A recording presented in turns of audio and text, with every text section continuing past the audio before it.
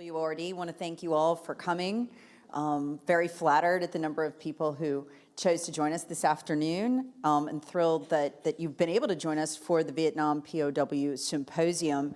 And the thing I'm most excited about the symposium is, of course, the war stories, which we all love to hear. They're great American history, but also that this is a positive experience for everyone. The harsh and challenging conditions of the Vietnam POW camps offered a unique laboratory for testing the character, courage, commitment of all the captives, especially the leaders who suffered the most. Yet out of that experience, we can learn so many lessons for individual team development and just for life. During the symposium, you'll hear from 7 former POWs. They'll share their amazing stories of situations they personally experienced with a focus on leadership, character, believing in others, and most importantly, getting over barriers, and how they were able to survive, and not just survive, but thrive during and after their captivity due to that leadership and that teamwork. And they really have some remarkable stories, not just of surviving the camp, surviving torture and all the terrible things they went through, but also of using that positively and productively in their lives in leadership roles. And that's what's so amazing that these guys have been able to come out of what would be, for so many, a crippling experience, and to do so much afterward. And so you'll hear some of those stories today. So I want to thank everybody for joining us, and I want to start properly with the Pledge of Allegiance. I'm going to let one of our vets lead that. I pledge allegiance to the flag of the United States of America and to the republic for which it stands, one nation, under God, indivisible, with liberty and justice for all. Before we get started, I want to thank our sponsors, SCE TV, for the live stream of this event, and the Carolinas Freedom Foundation. Okay, so without further ado, we'll go ahead and get started. Our first panelist is Tom McNish. He attended North Carolina State University for a year before entering the U.S. Air Force Academy in 1960. Lieutenant McNish was flying the F-105 fighter bomber when he was shot down and captured on his 45th combat mission over North Vietnam on September 4th, 1966. He spent 6.5 years in captivity, was released during Operation Homecoming, March 4th, 1973. Tom was awarded 3 Silver Star citations for his courageous service. Go ahead and stand up, Tom, if you don't mind. After the war, he attended medical school, became a doctor and flight surgeon while continuing to fly as a Top Gun fighter pilot. He was assigned as Chief of Flight Medicine in the Office of the Air Force Surgeon General until June 1991, when he became Command Surgeon in the Office of the Air Force Reserve at the Pentagon, where he served until his retirement from the Air Force July 1st, 1994. In recent years, Tom has served a tour as president of NAM POWs. Tom, thank you for your service. I'll let you get started. Thank you, ma'am. Hopefully this... Okay.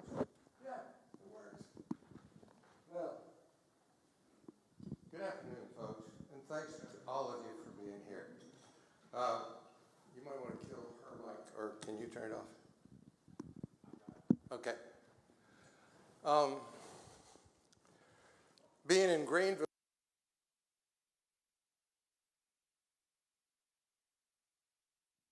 Okay. Stay here. Brenda said stay here. Y'all may be able to hear me anyway. Can you hear me in the back over there? You want to just turn on my mic and I'll hand it to him? Listen. Okay, we can do that. I don't like hand mics. I want to hit something with them. Anyway, I feel like coming home when I'm here in Greenville.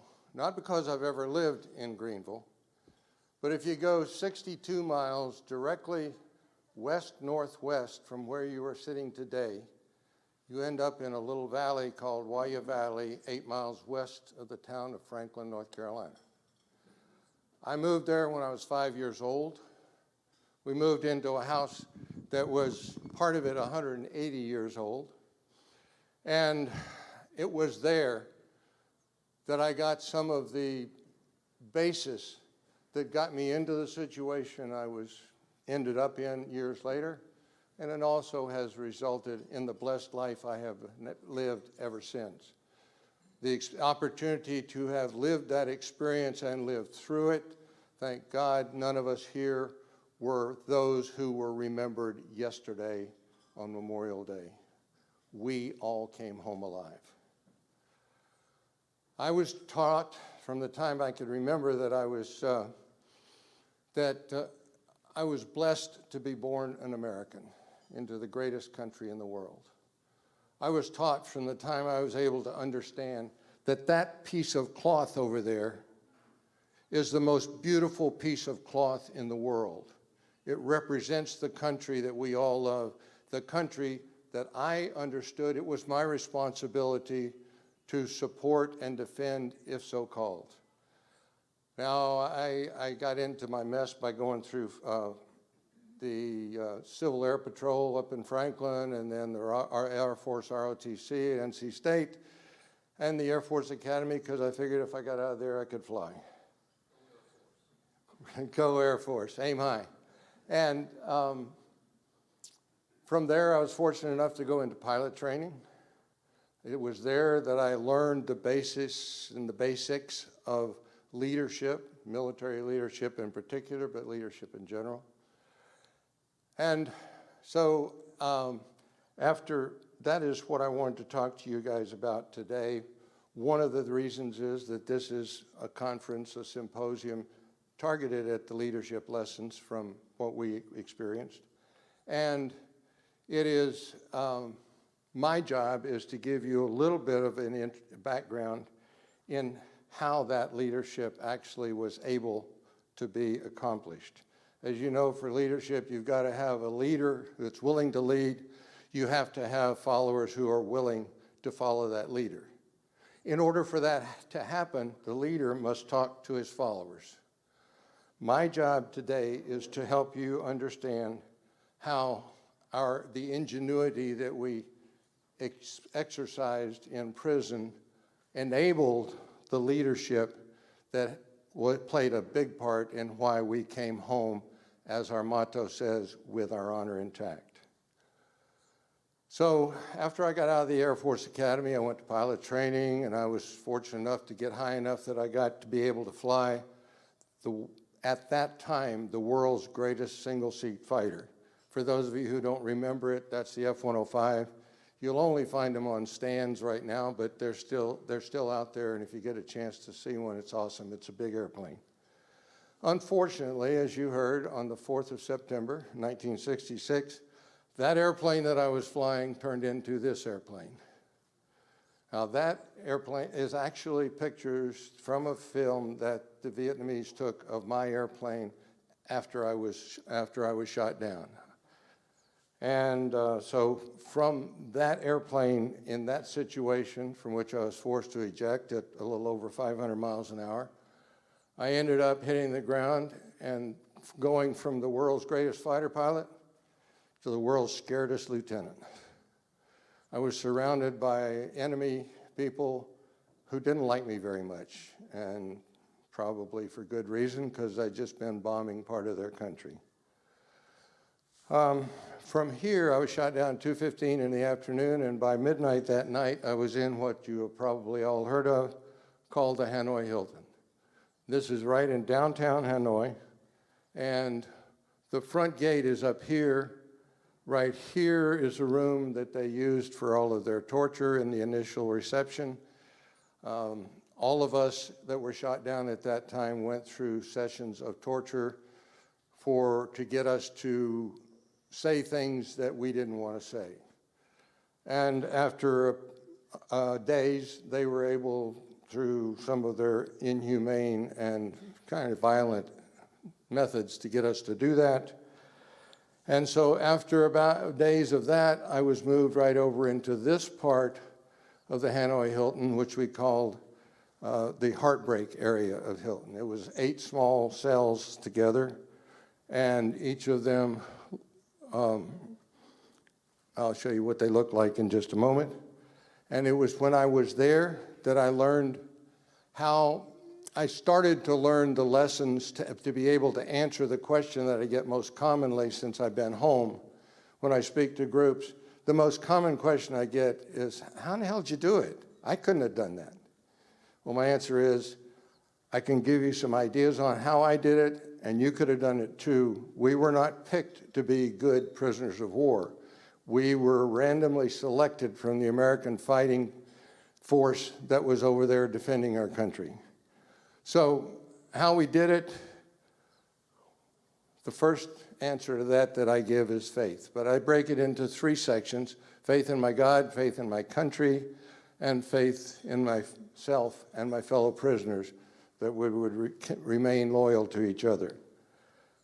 And then ingenuity, and that's part of what I'm going to talk to you about today. And my last answer that I give is just rock hard determination that those little rascals weren't going to beat me. So given this, I'm in this cell, and the first thing I need is from that cell to be able to communicate with some other Americans, because I've just been beat up by a bunch of folks that really didn't like me. So I'm in this cell. The cell is about 2 meters square. And I was there, and I was told that the guard walked out, slammed the door. I said, okay, I heard other American voices communicating in some ways with the Vietnamese, and I said, okay, so the guard's gone. I'm going to yell out my name and who I am. Well, I found out all that got me was a rifle butt in very uncomfortable places. So I am trainable, and I learned, okay, I got to figure some way to communicate that they're not going to figure out. Well, all I could remember from Boy Scout was the Morse code, which I didn't remember very much of. But I tried tapping on the wall to the guy next to me. Well, first I got to get his attention and know that it's an American. And most Americans will come back with 2 taps. That's right. Interestingly enough, in American rhythm, the Vietnamese learned that was our call-up signal. They tried to use it to trick us into communicating, and they were never able to get the rhythm right. But I got a tap back from the other side. I tried Morse code. You can't tap a dash versus a dot. And so then I tried tapping 1 tap for A and 26 for Z. You can't keep up with that. So the next day, they put me in a cell across the way from this, which had been turned into a kind of a washroom. It was so smelly and moldy that the Vietnamese wouldn't even consider going in it, so they just opened the door, push you in, and slam you. So I walked in there, and they'd given me a little spoon like the ones that you get at a Chinese restaurant, only it was made of aluminum, probably of old F-105s. But anyway, using the sharp end of that spoon, I dug into the stucco wall what I remembered of the Morse code, and I said, please complete. Well, the next day I came back, and there must have been some Navy guy in there for me, because the Navy knew the Morse code way better than we did. And they had completed the Morse code and said, but use this, and this was what was dug into the wall where I had put that question. This is the tap code that got us through particularly the early years of our experience there. It's very easy to remember. You can tap any letter in the alphabet, Air Force, there you go, in the alphabet, and with only a maximum of 10 taps. Your first set of taps tells you how many letters to go down. You create this 5x5 matrix by getting rid of K, so you got 25 letters. So the first set of taps tells you how far to go down, second set tells you how far to go over. So if I wanted to say hi to you guys, so that's down 2 over 3, down 2 over 4. You'd be surprised how fast you can get with it. By the next day, I was communicating with the guy next to me. And unfortunately, that lasted for only about a week because they moved me to another camp. This is Hanoi. This is where the Hilton was. And right down here was a camp called the Zoo. You can't make out the letters there. But the Zoo was not built to be a prison like the Hilton was. It was built by the French to house Vietnamese prisoners. But in the zoo, it was an old film studio that the French had used when they were there in charge of Vietnam. And it's about a half a block in area. And these are the different buildings in the zoo. And this one outlined in red down here, we called the office, was where I ended up first. The problem was that my my cell in that building had no common walls with any other prisoner. So now I'm stuck. I can't tap to anybody. What do I do? And this is where, beyond the ingenuity of the tap code, comes in other ways of using it. You don't have to just tap. Now remember, tried tapping on a wall. That worked fine when I had somebody next door to me, but when I didn't, what other things can you do with the tap code? You can sweep tap code if they send you out to sweep the courtyard. You can hammer tap code if they send you out to break bricks. You can cough tap code if you are just in a cell where somebody can hear you, but you can't see them or tap to them. So, you can develop a really bad hacking cough that just happens to be in tap code. Well, that worked fine for about 3 months, and then finally, I was actually I was given a roommate, Mike Brazelton, who had been shot down just before I were moved from the office over into this one cell in a building that we called the pool hall. It was one of 10 cells in that building, so we had at least 2 walls in common with other prisoners. We started with the tap code. That was the first place I came into the leadership concept, where I got the words down from Robin Olds, not Robin Olds, Robbie Reisner, from Robbie Reisner, who was the senior Air Force prisoner at that time. And his words were ones that brought me out of my deep depression, if you will call it at that time, about having done things I didn't want to do. And he said you should resist as long as you can until you believe there is probability of permanent mental or physical injury, at which time give them just enough to get them off your back. And here's the key word so that you can learn to resist. They beat you once, but they're going to have to work just as hard the next time they come for something you don't want to give them. So with that and my roommate, things went fine for about a year and a half, and then we learned, while the time we were there, we learned there were easier ways than using the tap code. If you take the blanket, they've given us a one cotton blanket to use. You take it and you roll it into a donut and push your face into it against the wall. On the other side of the wall, somebody can hear everything you say, but no sounds come outside the room. And so that was the way we communicated then. This person responds just by tapping 2 times for yes, 3 times for no, and a series of taps to say again, to say it over. So using this, it worked fine until we found, this is still the map of the area we called the prison we called the zoo. We were now still in this room, but we learned that in this room, in the building behind us, there were some new POWs. As soon as we learned that, Mike, my roommate, got up on my shoulders and looked out a little, about a 4x4 hole in the wall that had been left for, quote, ventilation. And he was able to get their attention. He started trying to flash tap code, wave his hands and flash tap code. They didn't know anything about it. And so overnight, literally, he and I put together 26 different things to do with your hand to make an alphabet. This is, again, taking ingenuity, taking what situation you're in, making out of it what you need. And so by the next day, we had what is now published and known as the POW hand code, or the hand alphabet. And these were the things that came up.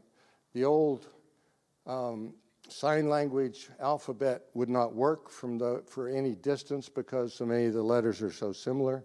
I didn't know that. I just know I needed 26 things to do with your hand. And you'll see that there's a mnemonic that goes with each of them. Besides the ones that can look like a letter, there's D for damn you. There's some others that are just, there's R for Roger.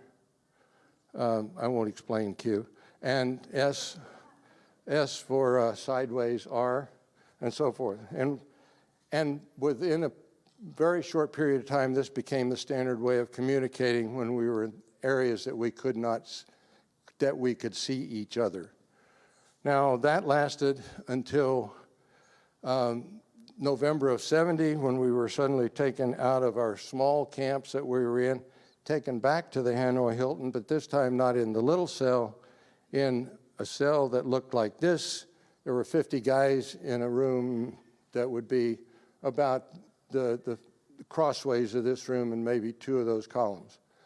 And so we were the happiest we could be. And besides that, the hand code came into itself because as you were looking across the courtyard at other cells, there were these big windows where you could see each other.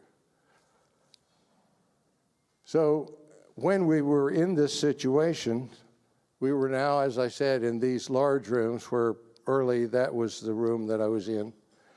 And with the hand code, Tom McNish, standing here in room 2, was able to communicate with Lee Ellis, who was standing here in room 3, and we were then able to spread all of the information around. Well, the leadership issue that came from this was the fact that when we were moved in here, all of the leaders, the senior leaders, were put in these small rooms off the courtyard. They were able to communicate to room 1, and then we spread all of their guidance and leadership and stuff out across the entire group of POWs that were held in that prison at that time, and I think there were somewhere over 300. So we now had the ability, we had the leaders where they could send messages to the followers, and through that we were able to defeat the enemy's efforts, which was their greatest effort was to try to stop us from communicating. Our greatest victory, I think, was our ability to keep them from ever stopping us. And so with that, we did come home with honor. I'll leave this part to one of the guys that was involved in Linebacker 2. That started in May of 1972 and had a major impact on our homecoming. Thank you, Tom McNish, and again, thanks for your service. Next, I want to introduce William Austin, Jr. He graduated from Clemson U, 1960, commissioned as a second lieutenant in the U.S. Air Force, flew combat missions in the F-4C Phantom fighter bomber from May 1967 until October 1967, when he was hit and forced to eject over North Vietnam.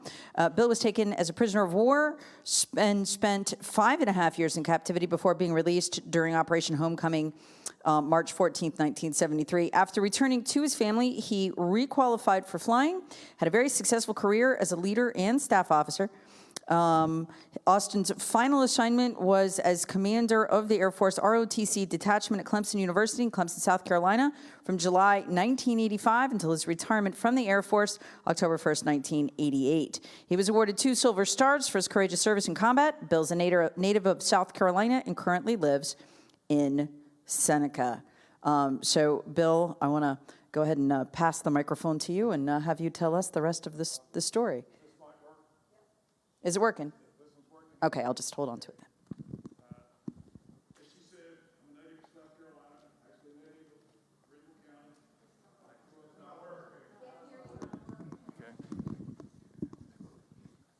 Okay. It's on? Okay.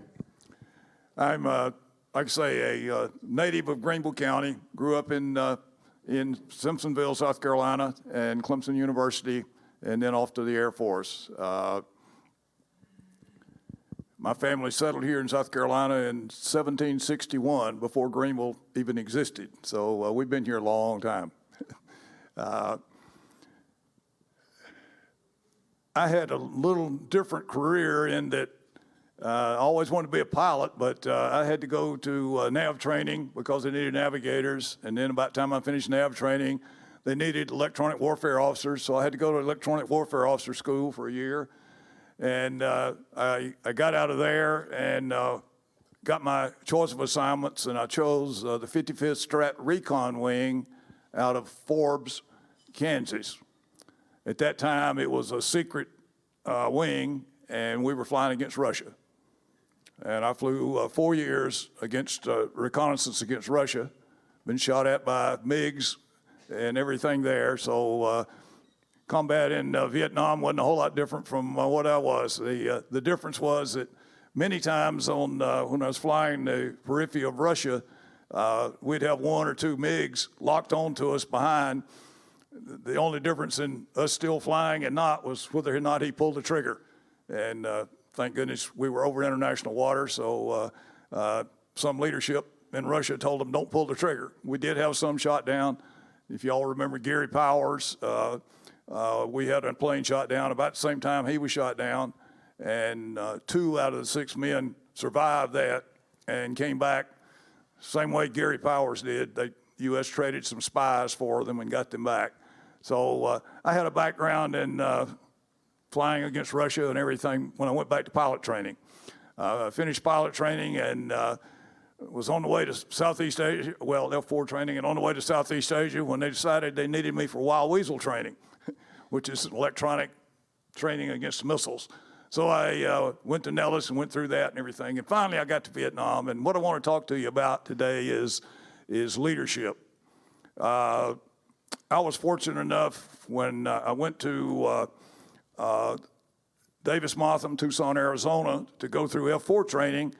I arrived there on the 4th of July, and on the 5th of July, I was supposed to report to class in such and such a building. They told me the class started at 7:30. So being a good officer and everything, I got there at 7:15, and there's a guy sitting on the rail, and it was a full colonel, and how are you, sir? And I'm Robin Oles, I'm Bill Austin, and so we talked for about 45 minutes there with Robin Oles, first time I'd ever met him. The irony of it is he was my wing commander when I got to Southeast Asia. The F4 Weasel didn't work out, so I went to Southeast Asia just as a regular F4 backseat pilot. Flew missions with many different people. When I say many, I'm thinking about maybe 10 or 12, including Robin Oles 2 or 3 times. But I guess 2 things. My mind, when it gets into a crisis, works at about 10 times the speed it works normally. So everything that happens in slow motion. So that gives me a terrific advantage in an automobile wreck or anything else. I can see that wreck. I can see everything is moving very slow. When I ejected out of the airplane, am I ever going to get out of this airplane? The seat was shooting me out. So that helped me. And my experience with flying against Russia and everything also taught me, hey, you can't get excited about this stuff. You know, you're going to get shot at and everything. So on my first mission up to the Hanoi area, I was flying in the backseat of the number 3, and we were the MiG cap. We were the airplanes to protect the fighter bombers and everything that were bringing the bombs in. And we were hitting the steel mill up there, one of their favorite targets, and we circled north of the steel mill there, and I'm looking down at the ground. We're about 20,000 feet, and there's this village down there along the bottom of the mountain or the hill, and these thatched buildings all along there, you know, about 20 of them, I guess, or so. And by that time, the roof on the building rolled back. I said, holy cat. And then the guns started, 85 and 100 millimeter guns hidden inside those houses. And they were firing at us. Well, the first volley hit the wingman on our on our lead flight and blew up in his wing tank, sprayed fuel everywhere, but luckily didn't set the airplane on fire. And okay, now we got a crisis. We got to get him out of here. Well, as we started to get him out of here, about that time, another 85 millimeter shell went through our wingman and took the, if you're familiar with the F4, it goes out, and for the Navy birds, they fold the end part of the wing. Well, it took all that off out twice the wing fold. The shell didn't blow up. It just took the wing fold off. So we had 2 guys injured now, and facts exploding everywhere, you know. Well, I sort of looked at it like that, and I said, gee, these guys have got our altitude already. And I don't know, you know, I just saw the situation. I said, hey, let's get down to about 12,000 feet and get the hell out of here. And I was flying with 2 seasoned pilots, but they all decided that was a pretty good idea, and we did, and we got out. Well, from then on, everybody wanted to fly with me. And so I went north. I went north every day, and the combination of that and my eyesight was a big factor. But anyhow, I got to fly with Robin Olds and a bunch of the other guys that were really top-notch pilots. They obviously, because they were leading a 48 ship flight up there, and I was in the back seat with them. So I got to experience leadership from flying firsthand right there, and I was on my 81st mission up there when I was shot down. But I want to talk a little bit about my POW experience, some of the leaders I had there. My first room was only 4 roommates, and we had to try to keep my SRO out of trouble there. He was a redhead, and every time he went to quiz, he got in trouble. And he wouldn't listen to some of his junior officers, me being one of them, that, hey, you know, you got to learn to read these guys, and when you see that they're about to boil over, don't boil them over. But he just boiled right on through, and then he'd come back 2 or 3 days later. He'd been in irons all that time, and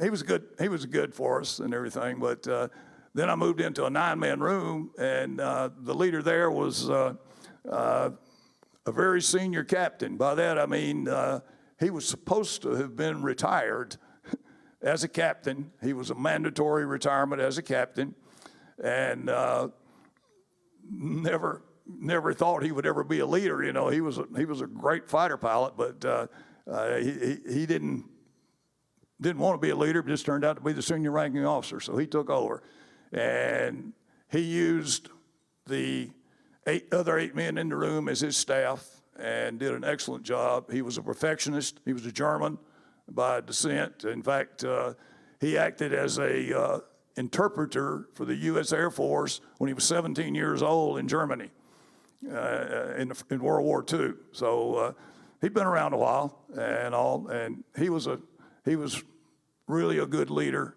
Used his staff.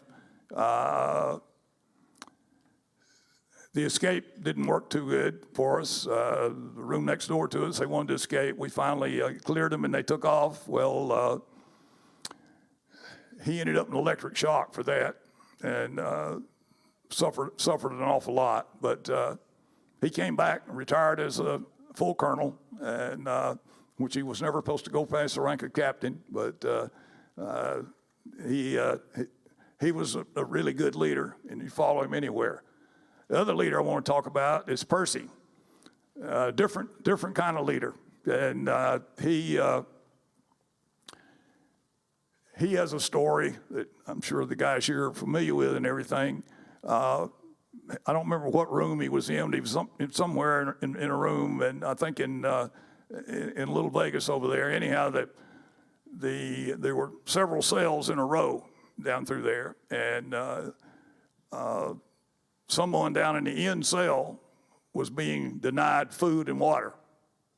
And I don't know, I imagine they were in irons, I don't remember that. But anyhow, Percy climbed up into the rafters and carried food down there all the way to that other cell down there. I mean, you know, he was the kind of guy that would would take a chance.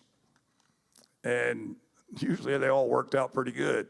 The last one I want to tell about him was we moved into the pool hall in the zoo there that y'all saw, a group of 20. Percy was the leader. And as quick as we got in, they closed the door. The Goots closed the door. I jumped up on the washstand and leaped up and grabbed the top of the wall and pulled up to look around outside there. And there's two men standing over here about as far as that back wall away there. And I said, "Hi, Percy with 20. We'll see you at Siesta." And they just sort of looked at me, didn't wave or do anything, just looked at me, you know. And about that time, somebody grabbed my leg and said, "The guard's coming back." And so I jumped down, and they came in and locked us in the room, and I was in a 6-man room there. And I was in the room, and I was reforming the photograph of what I saw out there and everything in my mind. And I got to thinking, heck, that was a couple of POWs. They had on different kind of shoes than what we wear. We wore those sandals. They didn't have sandals. They had shoes on. I guess that was their room right behind them.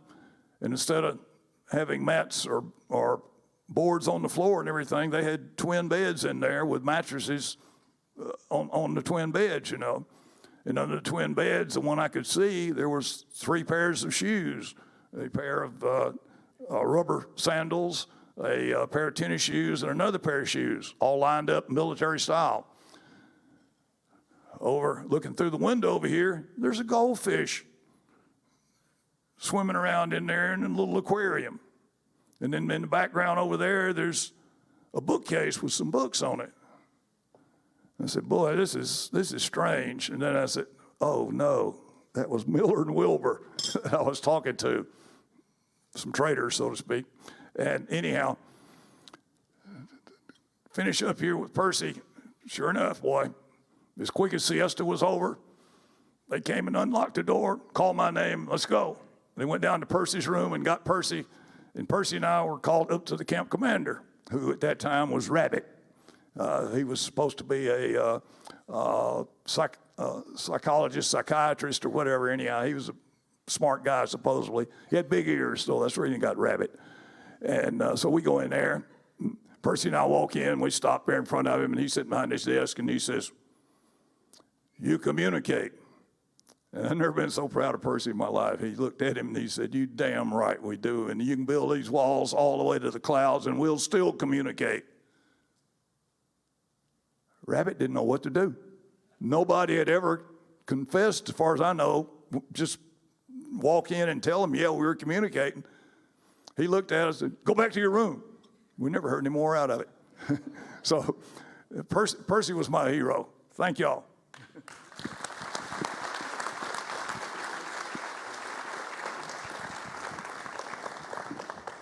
Thank you very much. Up next is Bill Bailey. After attending Holmes Junior College and the University of Southern Mississippi, he entered the Naval Aviation Cadet Program. In January 1964, was commissioned an ensign in the U.S. Navy and designated a naval flight officer.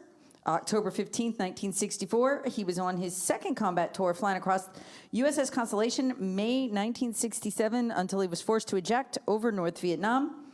And taken prisoner of war June 28th, 1967, spent almost 6 years in captivity, released February 18th, 1973. His professionalism, courage, dedication earned him 2 Silver Star citations.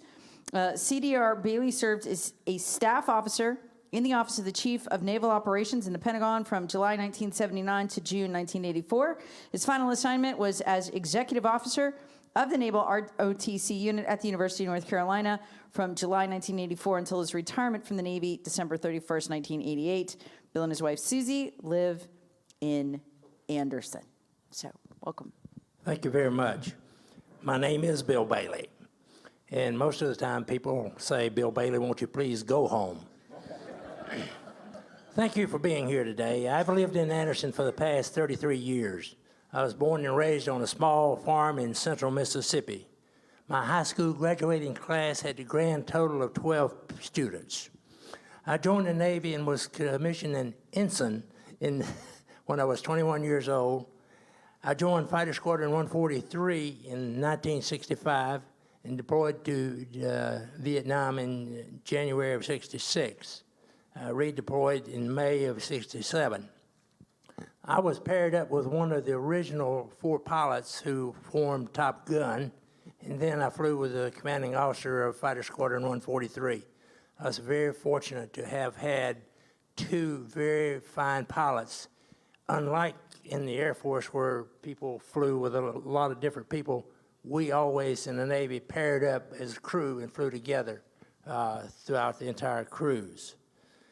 My plane was hit by heavy anti-aircraft fire. We were forced to eject after delivering 4 1,000-pound bombs in our role as a flak suppressor over Nam Diem, Vietnam. We were instantly captured, taken to Hanoi that day. I was tortured for 3 days and 3 nights. As Tom mentioned, all of us went through that business in the original time frame that we were at. I retained the ability to see the Vietnamese. I was not so far gone that I completely gave up. For example, the Vietnamese wanted to know who the people were in my squadron. I was on my second cruise. I gave them the names of people who had rotated out of my squadron on the first cruise.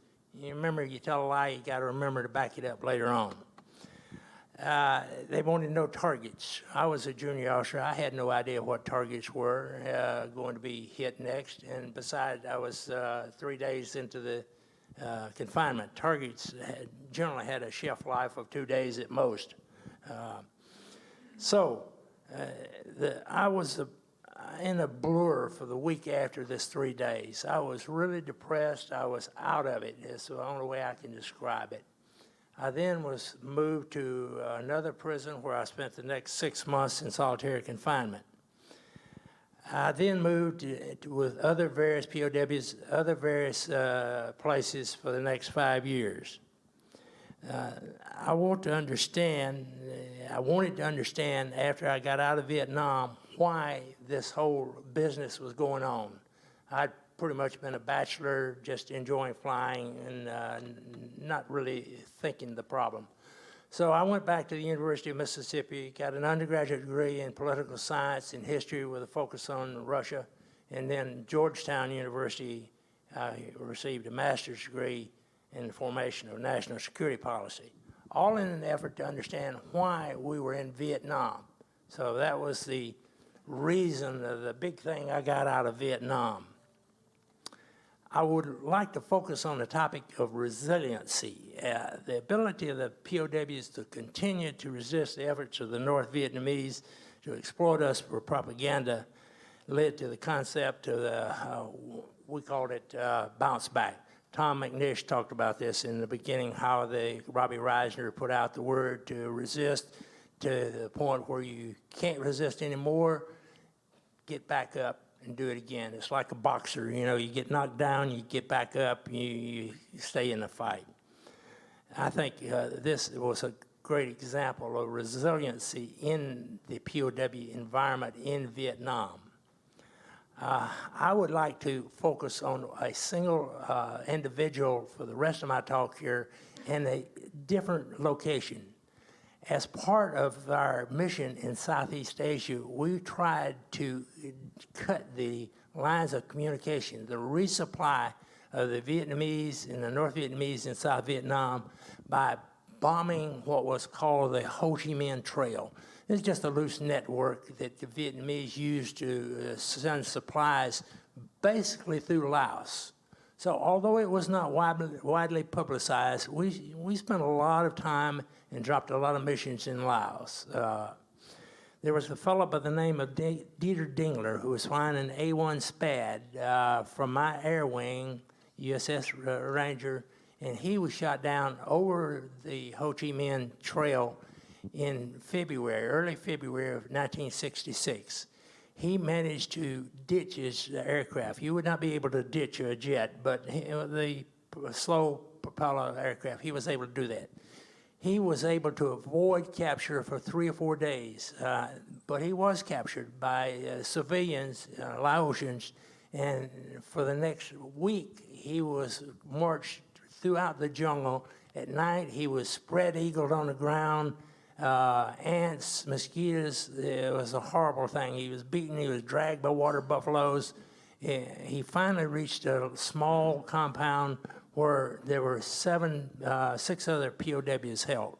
There were 2 Americans, 3 Thais, and 1 Chinese guy.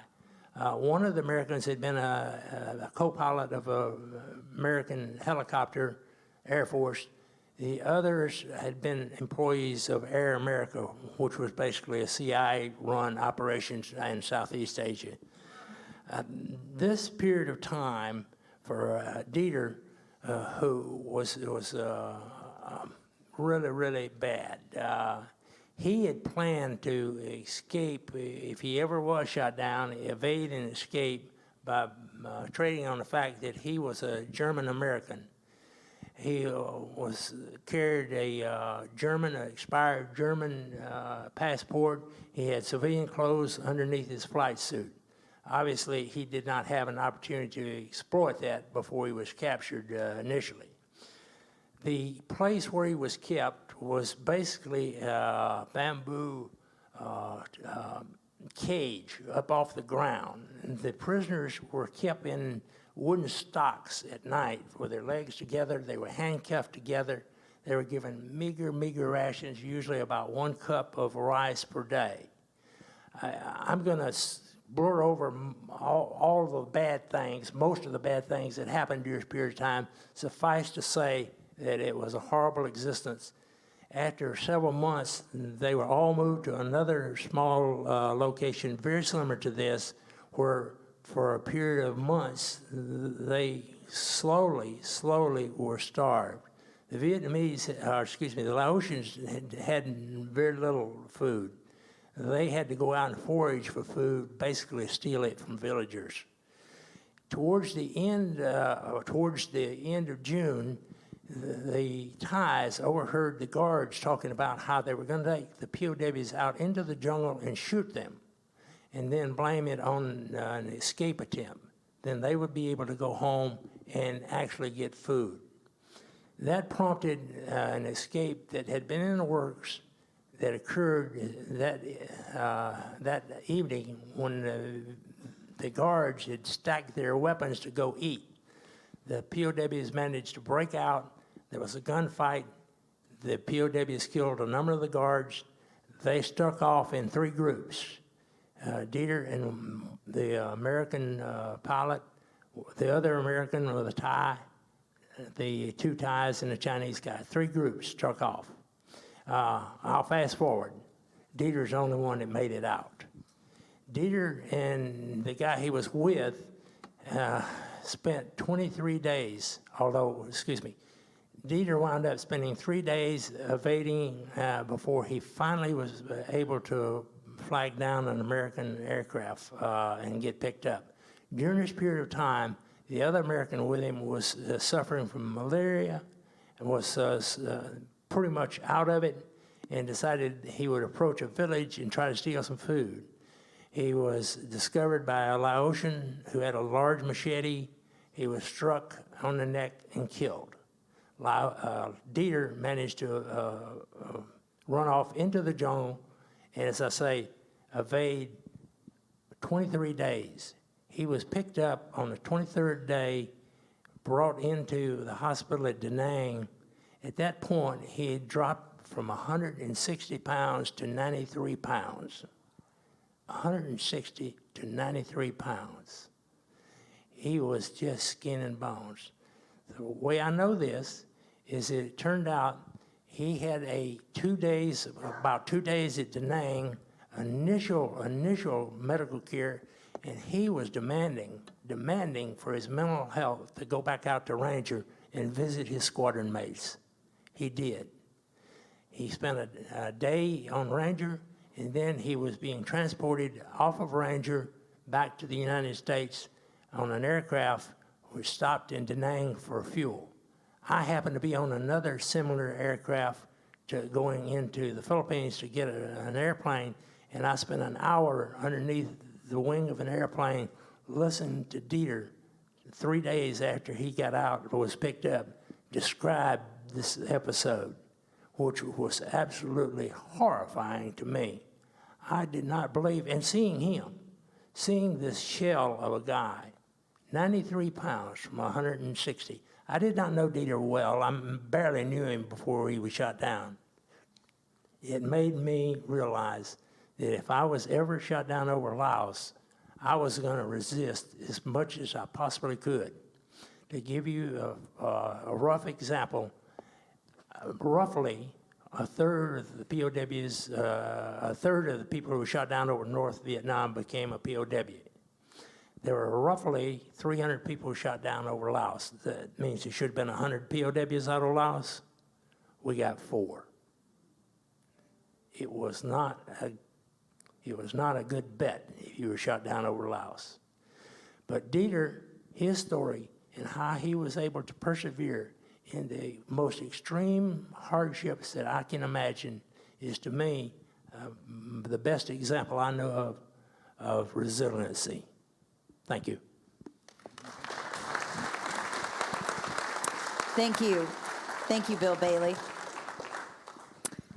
Up next, and then we're going to take a break for about 5 minutes, is Tom Hansen. After completing his bachelor's degree from California State University at Long Beach, California, Tom entered officer training school November of 1967, flying the F-4C. He was forced to eject over North Vietnam on his 135th combat mission, was taken prisoner of war on June 27, 1972, where he spent 275 days in captivity. He earned the Bronze Star Medal citation. After his release, he received an Air Force Institute of Technology assignment to complete his master's degree at Arizona State University from 74 to 76. His final assignment was as Deputy Chief and then Chief of the Electronic Combat Division at Headquarters Air Force Operational Test and Evaluation Center at Kirkland Air Force Base, New Mexico, from May 1991 until his retirement from the Air Force February 1st, 1993. Tom served as Treasurer and President of NAM POWs and remains a board member. Thank you, and thank all of you for coming to visit us today. My father was an Air Force fighter pilot, and at one time I lived on Crestfield Road and attended St. Mary's Catholic School here in Greenville, 2nd, 3rd, and 4th grade. So I have a little experience way back when in my early growing up. I now live in Bluffton, South Carolina. I'm a native Californian, but I'm preferring to be a South Carolinian. As you could tell by the numbers, I was a short timer. In fact, 24% of us were shot down in 1972. The other 75% were guys like this that led the way for us. So I had it easy, not only in the time, the little time I spent there, the 9 months, and the other part about that is there were several people that were released early, and one of them was Hegdahl. He was a Navy seaman. And what he provided military was how people were treated and how to improve our SEER training. That's our escape and evasion training. So by the time I got to Vietnam in '72, we had much better training on how to resist and what to expect when we were captured. Second of all, President Nixon had a policy that these guys didn't know about. That was to get us out of Vietnam and to bring the POWs home with honor. So when I went over there in '72, I was well informed on what the situation was politically and militarily. And I was on my 135th mission in 4 months, so I did fly every day, like Bill mentioned earlier. In fact, how do you like the Tom and Bill show so far? There's two Toms and 2 Bills up here. At any rate, so I was blessed that I was over there at the right time if I had to be a POW. And one of these guys mentioned we weren't handpicked, but we were well trained. And when I knew that guys like, I didn't know these guys, obviously, they didn't even know each other probably. But when I met them and I knew that there was, for one thing, I knew there was people over there and been there since El Alvaro was shot down in 1964. And that was, what, 7 years? And if those guys can do it 7 years, 5 years, 6 years, I could do it one more day. So that's what my philosophy was. I can do it one more day if these guys have been over here that long. We were not tortured. That was the other blessing. And the tools we were given in our training on how to resist and how to, I'll say rope-a-dope for lack of a better term, worked very well. The only problems we ever had, quite frankly, it was solitary, and it was not as lengthy as was described. In fact, many people were in solitary as long as I was over there. We were given the TAP code. I never had to use the TAP code because I was always able to talk to somebody, but we did use the flash thing that Tom indicated, and I learned that at the zoo. And I was one of the communications guys that climb way up and into the rafters and look over to the other buildings where we had line of sight so we could keep in contact with each other. As far as leadership, somebody in here mentioned a Miller and a Wilbur. When I got to the zoo in September of '72, I saw these, I say older, they were older, everyone's older than I was, but these guys that were obviously been there a while, very gray uniforms, these long sleeve uniforms we had on, and I kept trying to get in touch with them to communicate. I were obviously outranked me because I was a lieutenant, and I kept not demanding necessarily, but insisting that I want to see the senior ranking officer. I was the senior ranking officer for our 3 guys in my group. Well, we went over there. Finally, they took us over there, and they were not very helpful. Let's put it this way: they sounded just like the Vietnamese, and basically, we thanked them for letting us meet these 2 guys. And we went back, and as I told my squad, my flight, I said, guys, we're on our own.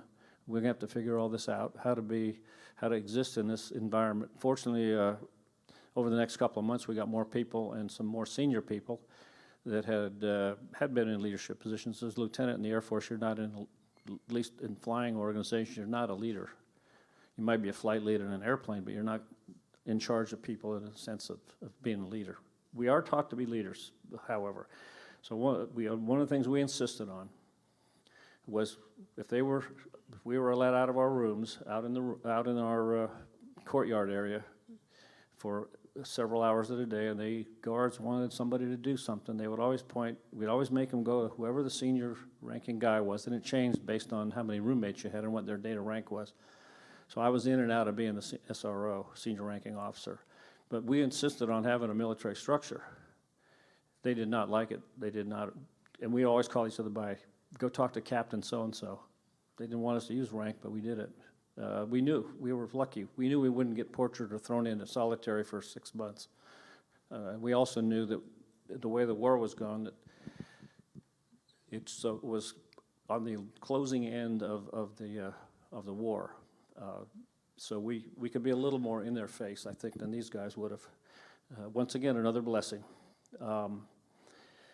What did we learn other than some of the things these guys mentioned? I personally, there's 2 things. There was a philosophy side and then things you just picked up and over time when you think about it. But I've learned that freedom and faith always prevails.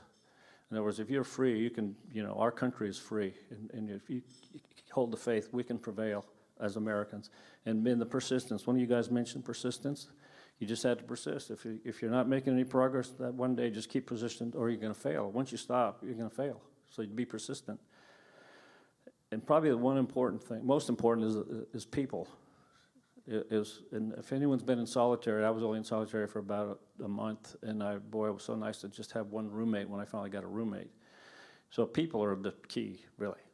All this other stuff that happens in life, that's not as important at all. And I also knew that I was blessed that I wasn't injured. My first roommate was in a half body cast with his arm like this. He couldn't do anything for about 6 of the months of the 9 months he was a prisoner. So I was blessed that I didn't have that. And I can tell you, as good as we have it here in Greenville, South Carolina, I bet we can walk down the street and you're going to find somebody that's a lot worse off than any one of us in this room. And that's That's life, unfortunately.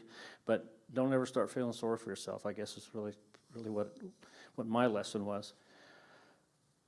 And another one is attitude. We had people that, and then as Tom or somebody said, we weren't handpicked. Not everybody was as strong as the other person. You just had to give them strength every day, some of them. Or their attitude was such that if they kept that attitude, they were not going to make it.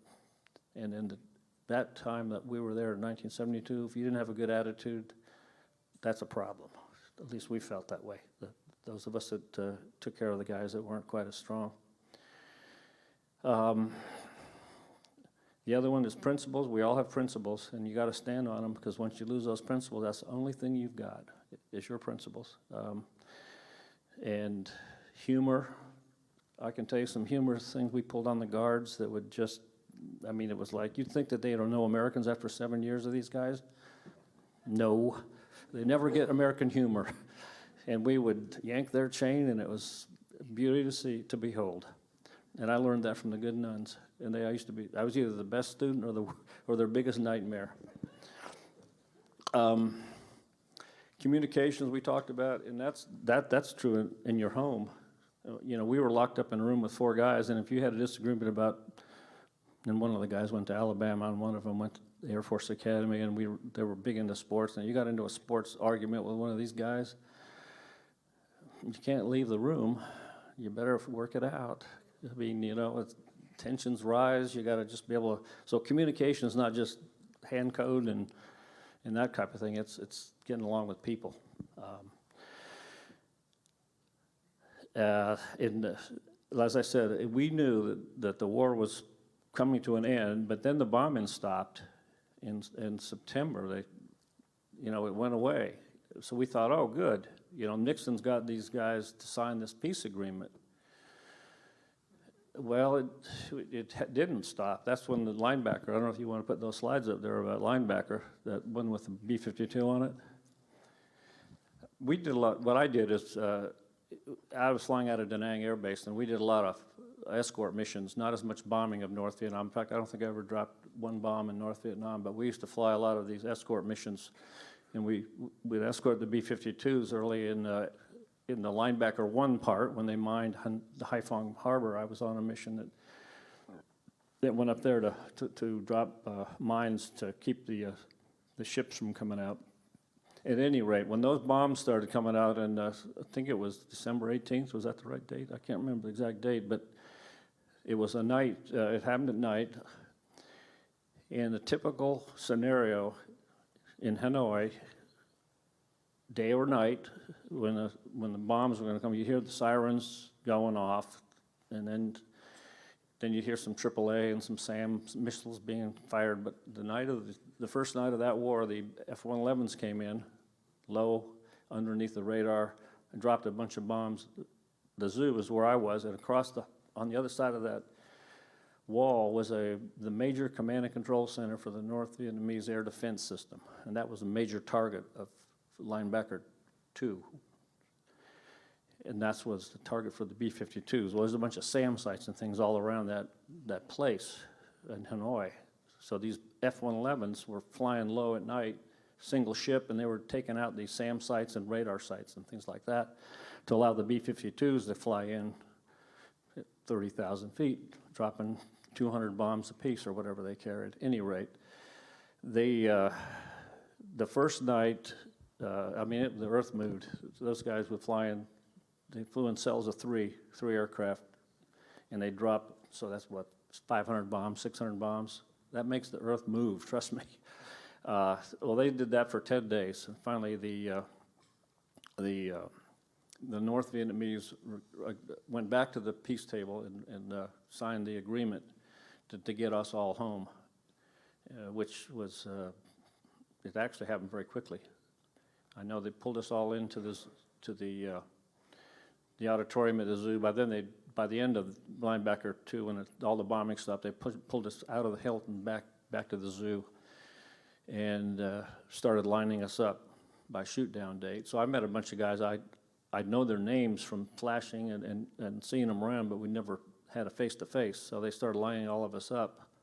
I saw guys that I've been working their rescue missions, and then when they got captured, and one of my buddies that's going to be here at this reunion, I watched him get shot down about a month before I was shot down by a MiG-21. So we were lined up in order. I was the next to the last day out of the release sequence of the four. They had four.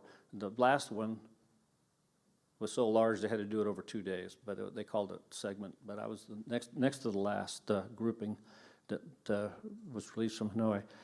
There is a picture of us being released. From February through March was the 4 segments, and that was, I don't know if you could see some of the guys were not doing real well. Even after many years, they were still using canes and things. And the next one, if you could go to the next one, I believe, is, there we go. That is down at Guillaume Airport going on to the 141, which was a magnificent thing. I remember, obviously, we could see the airplane take off from the zoo. And I'll tell you, we just thought that was the greatest thing. They had to tell us what the release sequence was and the dates. They had a whole thing they were required to give us, the peace agreement and what the peace agreement said.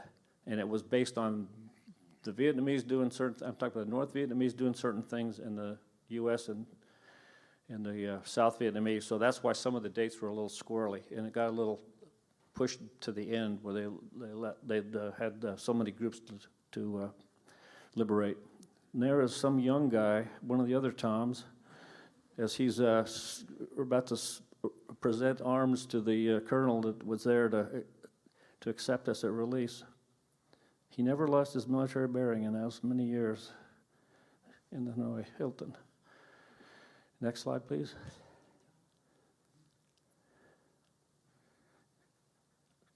There should be another slide. Yeah. And that's why we're all here, those flags.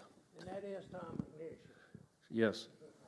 Anyway, I've been honored to be to lead the POWs, our organization that was formed when we came back by the late Colonel Bud Day, one of our favorite guys, and it's just been I can't tell you how honored I am to be up here with these 3 men.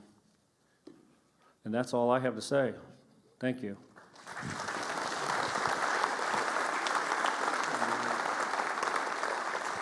And of course, we all want to say thank you for your service. We'll take a quick 5-minute break and be right back.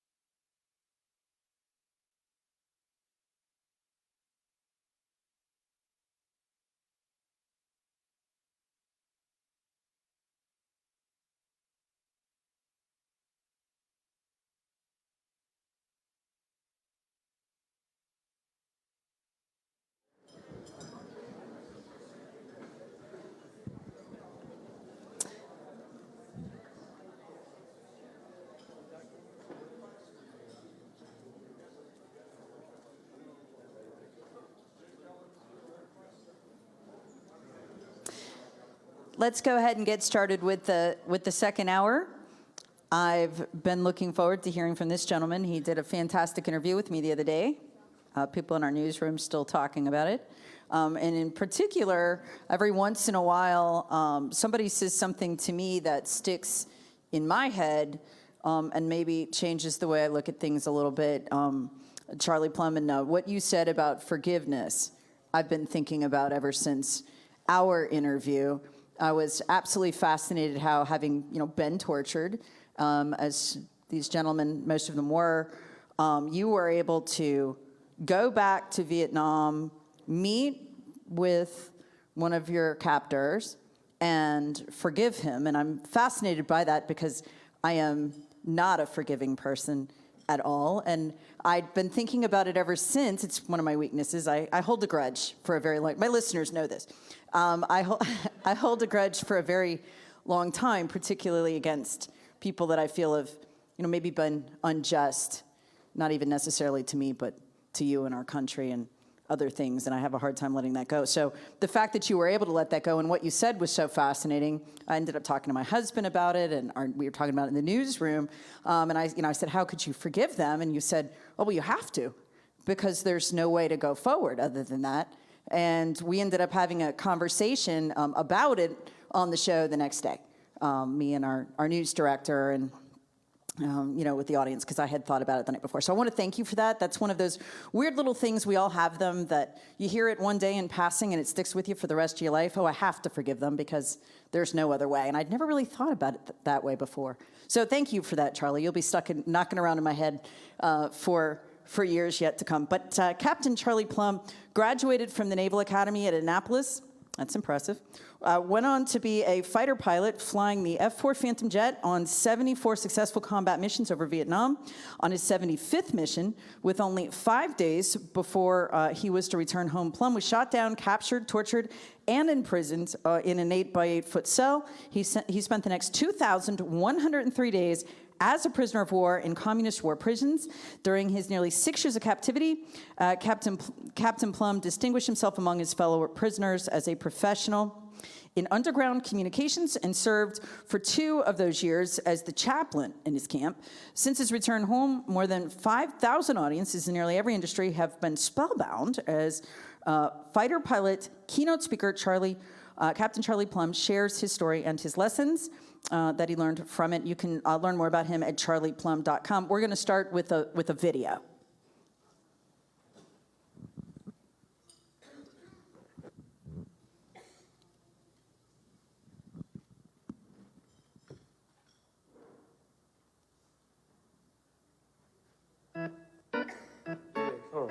Tower X-ray flight at 3, we're 15 to the northeast for landing. Now 1 Charlie, 7 November, go. Roger, Auto, 29 below. Hot rifle, max 7 mark, elevation 30. 7 November, golf, Roger, check your runway side, I'll check my tank side, 7 November, golf out.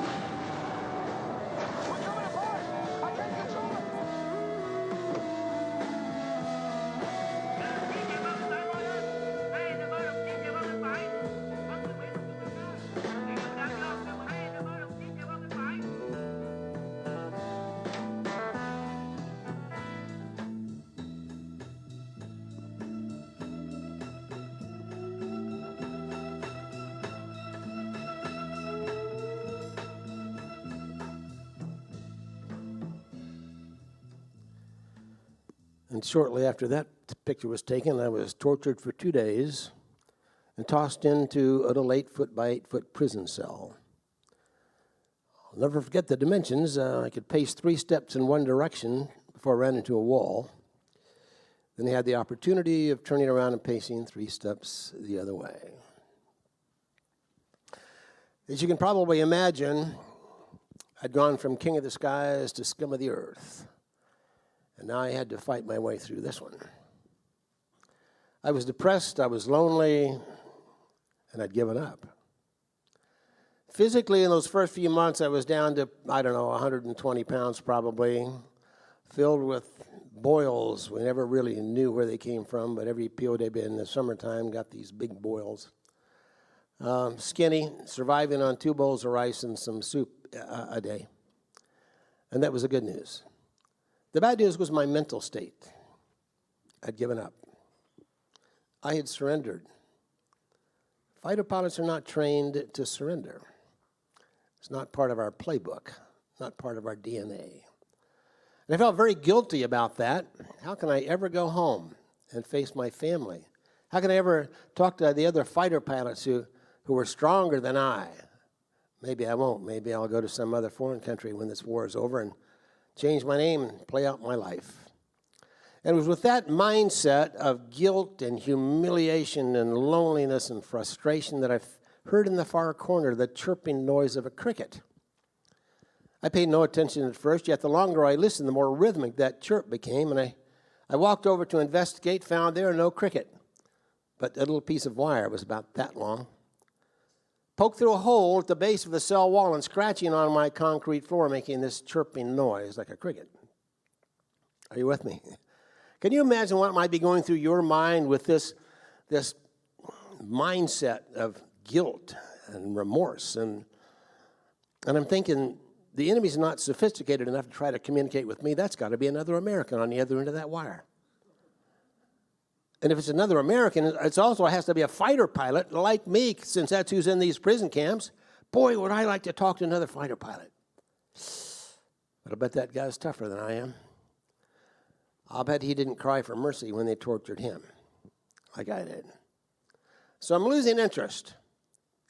And the wire kept scratching. And I kept sweating. And I finally went over to the wall, and I reached down, and I grabbed the little wire and said a little prayer, and I tugged. And the wire tugged back. I tugged again, and it disappeared right back through that rat hole, but it came back about an hour later. This time it had a note wrapped around the end of the wire. The note was written on a dirty piece of toilet paper, just blobs on this watered-up piece of toilet paper. I could barely make it out, but it said, memorize this code. Then eat this note.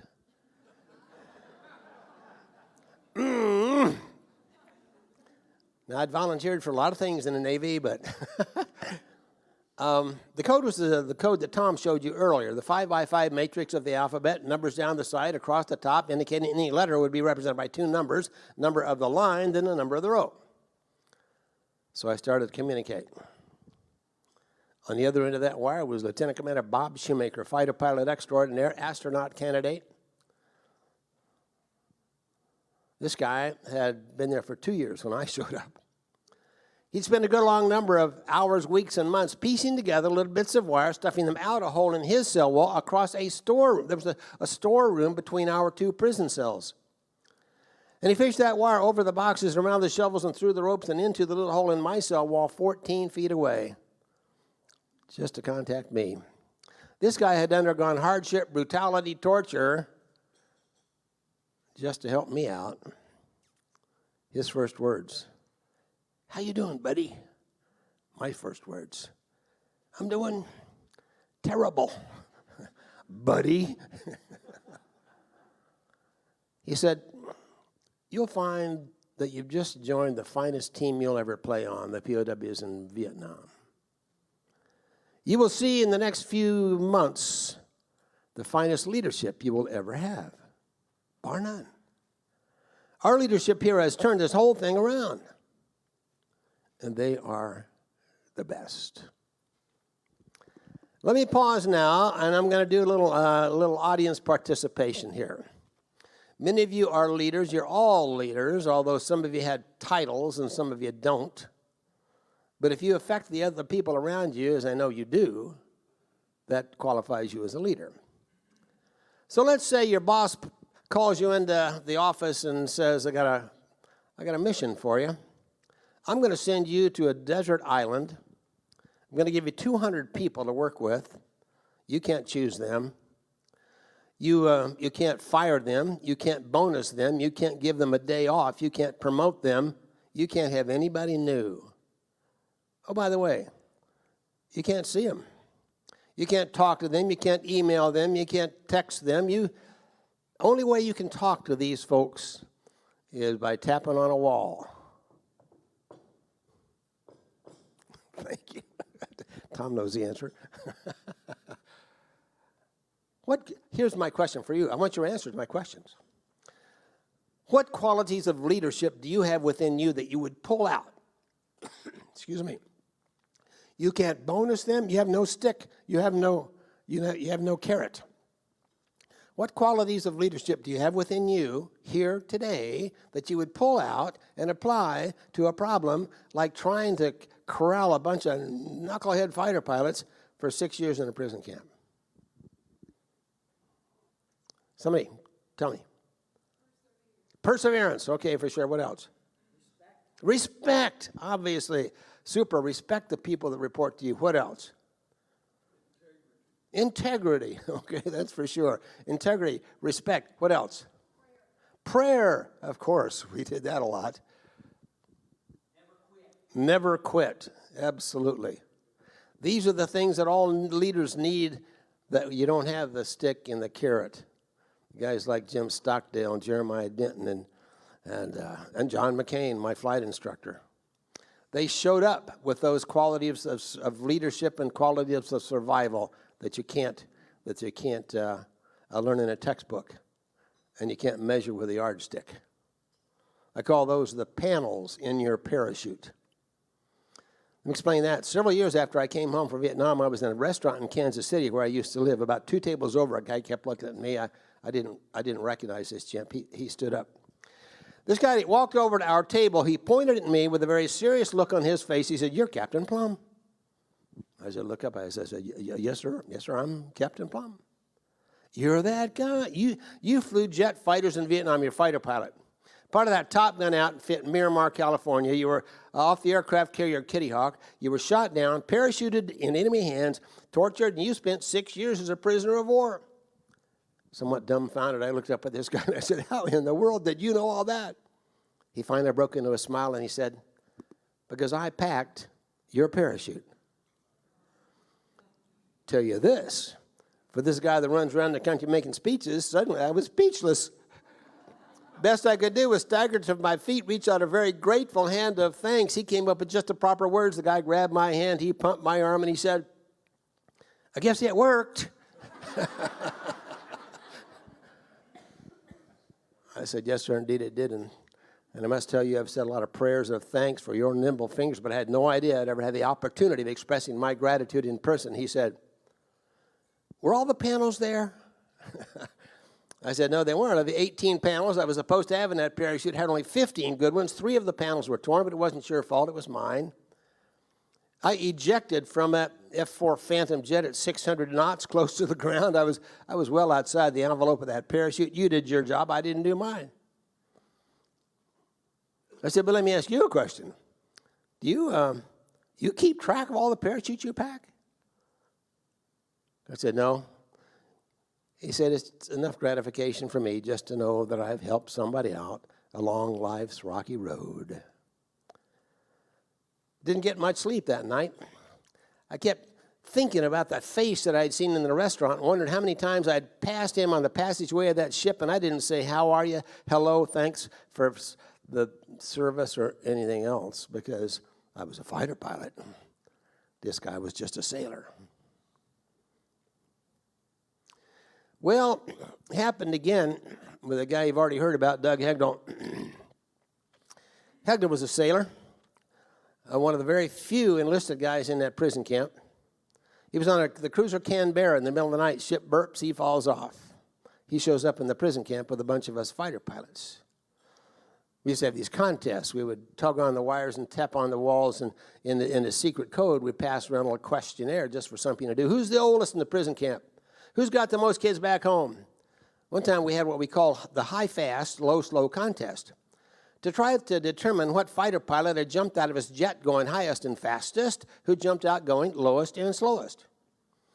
Well, high-fast contest was won by some Air Force thud driver who claimed he punched out of his F-105 at 52,000 feet. And the lowest low contest was won by the Navy sailor. 12 feet at 15 knots. He won. The sailor set to work when he was shot down. He got into action. He memorized our names, 254 men in that camp. Memorized our social security number or identifier, memorized our hometowns and wives and fathers, and finally memorized the telephone numbers of each of the relatives of each of the hometown of each of the prisoners. Well, that took a couple of years, memorizing all that stuff.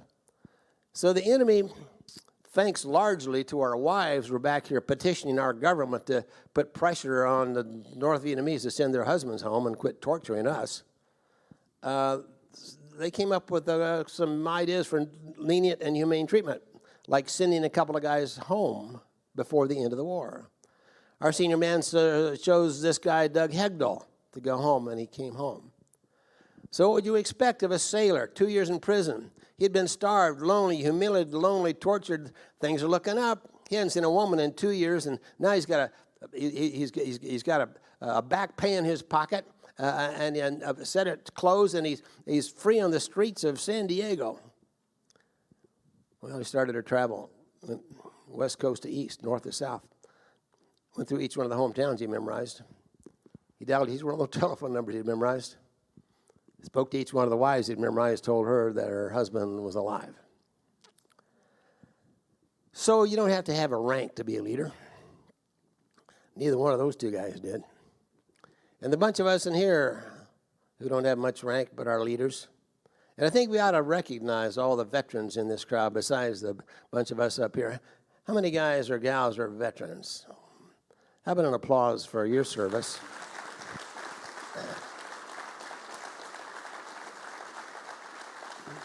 Even more than that, I would like to ask all of the wives or families of veterans that put up with us knuckleheads, will you raise your hand? How about an applause for the support of the veterans?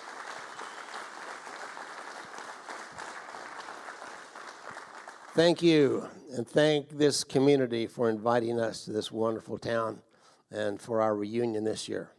God bless each of you.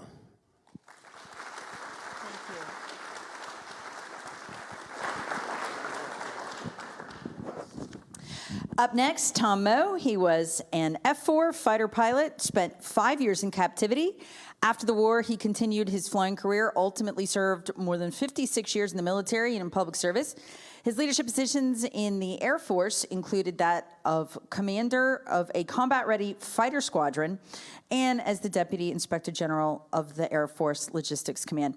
In the public sector, Tom had held a number of senior leadership positions from the county to the state level, including Director of Fairfield County Office of Homeland Security, Director of the Ohio component of the National Troops to Teachers Program, and as a member of the Cabinet of Governor John Kasich as the Director of the Ohio Department of Veteran Services, one of the largest veteran support programs in the U.S. with nearly 1 million veterans, and to include the operation of 2 veterans' homes. Tom also shares lessons in leadership from his POW and life experience.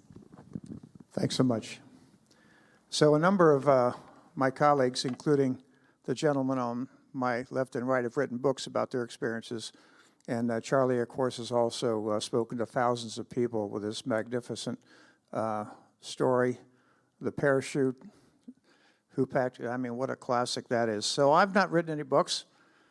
The good ones have already been written, but I did write a story. It was printed in Notre Dame magazine, and so I want to share that story with you, which is encompasses a lot of what you've heard today, but instead of the bigger picture, it's basically one guy in a prison cell. Not alone, as you will hear, certainly not spiritually, and a couple times with physical assistance. So this is that story that I wrote for Notre Dame magazine. I was 20 miles behind enemy lines, having parachuted out of my F-4D fighter after a weapon malfunction had blown it along with my wingman to bits. So far, I was well hidden. A group of North Vietnamese soldiers had passed unaware of my presence within 6 feet of me. After 3 days in the cold and rainy jungle, I knew planes were on the way for me, but it looked like a question of who would find me first. I was eventually betrayed by a small hole in my camouflage through which I'd poked my radio antenna, and within seconds, a bazillion rifles were pointed right at my little head. Thus began a month-long journey to the Hanoi Hilton to begin my 5 years as a prisoner of war. North Vietnamese policy was that POWs were war criminals, a policy that supposedly justified brutal treatment and total control. That control was reflected by a list of regulations posted in each cell. Rule number 1 was the catch-all. Criminals will strictly follow all regulations or be severely punished. The scenario was quite simple. An interrogator would tell you to do something like give out military information. When predictably you would refuse, you would be told you had violated the regulations and had to be punished.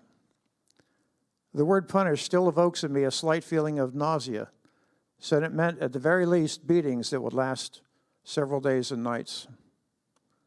Punishment ultimately meant torture, and to torture was to extract submissiveness, if not military information.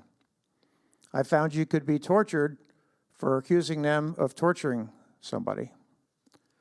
Its preliminary stages would start with something as simple as being sat on a stool. You might be dressed in long pajamas in the summer or shorts in the winter. The summer jungle air was suffocating. The damp, cold winter air was penetrating. After a while, you became a lump of huddled misery sitting in the heat or biting cold. During a single session, I sat on a stool in the same position 24 hours a day for 10 straight days. Sometimes the guards would tie you to the stool with your wrists strapped to your ankles, but usually you were left untied and told not to move, only being allowed to get up to visit the putrid waste bucket in the corner.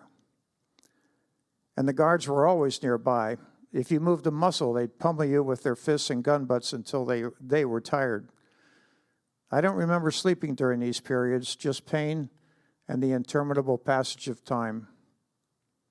After days of being worn down, interrogators would enter the scene, curiously almost a welcome from the stool time. Tired and numb, many of us prisoners at first would give name, rank, and serial number. But we had learned in our training that this would be seen as openly belligerent and would earn some pretty tough knocks. Instead, we were trained to be evasive, act tired, confused. Of course, this wasn't always an act. To survive, you had to get your mind going and overcome the tendency to react with your emotions. You had to fight through the haze of fatigue to recall the specialized training, and it worked. Although the interrogations and torture rarely lightened up with the resistance techniques we were taught, we were able to avoid giving any useful or classified information most of the time. I was fortunate because as a young lieutenant fresh out of pilot training on my first assignment, I didn't know anything of real worth. The senior officers were really under the gun. If the enemy wanted something and knew you knew it, they would stop at nothing to get it. Thus, we were trained to be clever, an actor under stress. What I was not prepared for, and you've heard about it earlier today, were the effects of solitary and isolated confinement. For the first 9 months of my captivity and sporadically later, I didn't see, hear, or talk to another American. The only human interface I had was hostile. Although physical pain was inflicted on me deliberately and effectively, I would discover that an incredible burden, mental fatigue would add to my suffering, and how a dark fog slowly would creep over my consciousness, trying to rob me of my remaining power of reasoning. I saw that the mind could convince life itself to slip away through the beckoning black hole that pain created. I learned how vital it was to keep the mind as sharp as possible. The body is actually first to give up. You cannot keep yourself from passing out, throwing up, screaming. I discovered that the more the body convulsed involuntarily, the more I could observe it as though it belonged to someone else.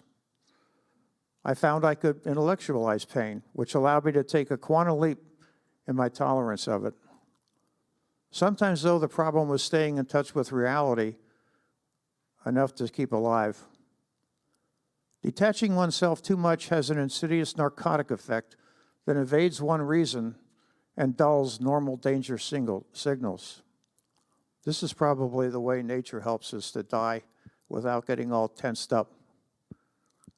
I walked a psychic tightrope between too much pain and too much mental retreat from reality. That meant fighting back against the siren lure of pain-free death. Sometimes I know I needed to feel pain. Pain could keep my senses sharp, my contact with reality stronger. Sometimes I would try to observe the pain process and translate the feeling into some sort of metaphysical experience, something interesting to contemplate, something detached. I based my mental retreats not on fantasy, but on real things. I designed and built homes, about 10 of them, and I live in one now. Some were dream houses, others more practical. First, I made a floor plan, then the exterior, and then I would build them in my mind, nail by nail, down to the most minute detail. I design it, lay the cement, put up the 2x4s, drive each nail, and even saw each board. I made lists. I made lists of every country I could think of and every capital. I could get completely wrapped up in this, sometimes escaping into my mind completely. With mental exercise came increased resolve. If I could help it, this was not going to be the place where I died. Isolation lasted about 9 months until I was moved to another camp in Hanoi. There I learned the tap code from Doug Hegdahl and eventually got a roommate, Myron Donald. For more than a year, Myron and I lived together in a windowless concrete bunker we called the gun shed. During that time, Myron would save my life. It was a hot box, the gun shed, so hot we could hardly breathe. It was so stifling that just to breathe, we would often lay on the floor by a small slit through which the jailers would slide our food. The food itself was used against us like everything else. It usually consisted of watery soup that we called sewer greens and a chunk of tasteless bread. The soup was delivered boiling hot in the summer and stone cold in the winter. When it was hot, we couldn't take a mouthful without raising our body metabolism and thus our body heat. If the guards didn't return too quickly, we would let the food sit until dark, and the room temperature had slacked off to maybe 110 degrees. We perspired so much our skin became waterlogged, looking like pale cheese, a crumbling coat of slimy flesh, often festering with rash and fungus and boils. Horribly dehydrated, we got only 2 little teapots of putrid water a day, and we used some of this to dampen our faces and wash off the crumbling skin. On top of this, mosquitoes were thick. Their wings created a constant chorus, and the room stank of the waste bucket. Rat droppings seasoned the food, along with razor blades, glass, stone, and pieces of wire. Actually, some of this unexpected bounty came in handy. After about a year of captivity, when oddly I was getting accustomed to the harshness, my journey took me down an even darker path. The situation developed slowly. First, I was told I might win an early release if I would cooperate and visit some delegations, anti-war groups, or radical Hollywood personalities. And to tell them I had been treated well. I refused an early release, of course, and at any rate, I would not participate in their propaganda. When they kept pressuring me to go home early, I went on a hunger strike. An emaciated prisoner would not make good propaganda, I reasoned. When the guards discovered my discarded food in the toilet bucket after I'd been starving myself for 10, 12 days, this got me off the go home early list, but angered my jailers, if only because I was not being submissive. This began the time of really the hard stuff. Things started with long sessions of standing immobile around the clock. Next, I was put on my knees for 3, 4, 6 hours at a time. This went on for days. It was the first phase of sort of a limbering up session to wear me down and take the edge off my power of reasoning. Then I was asked to write a war crimes confession, saying that I was sorry I'd participated in the war.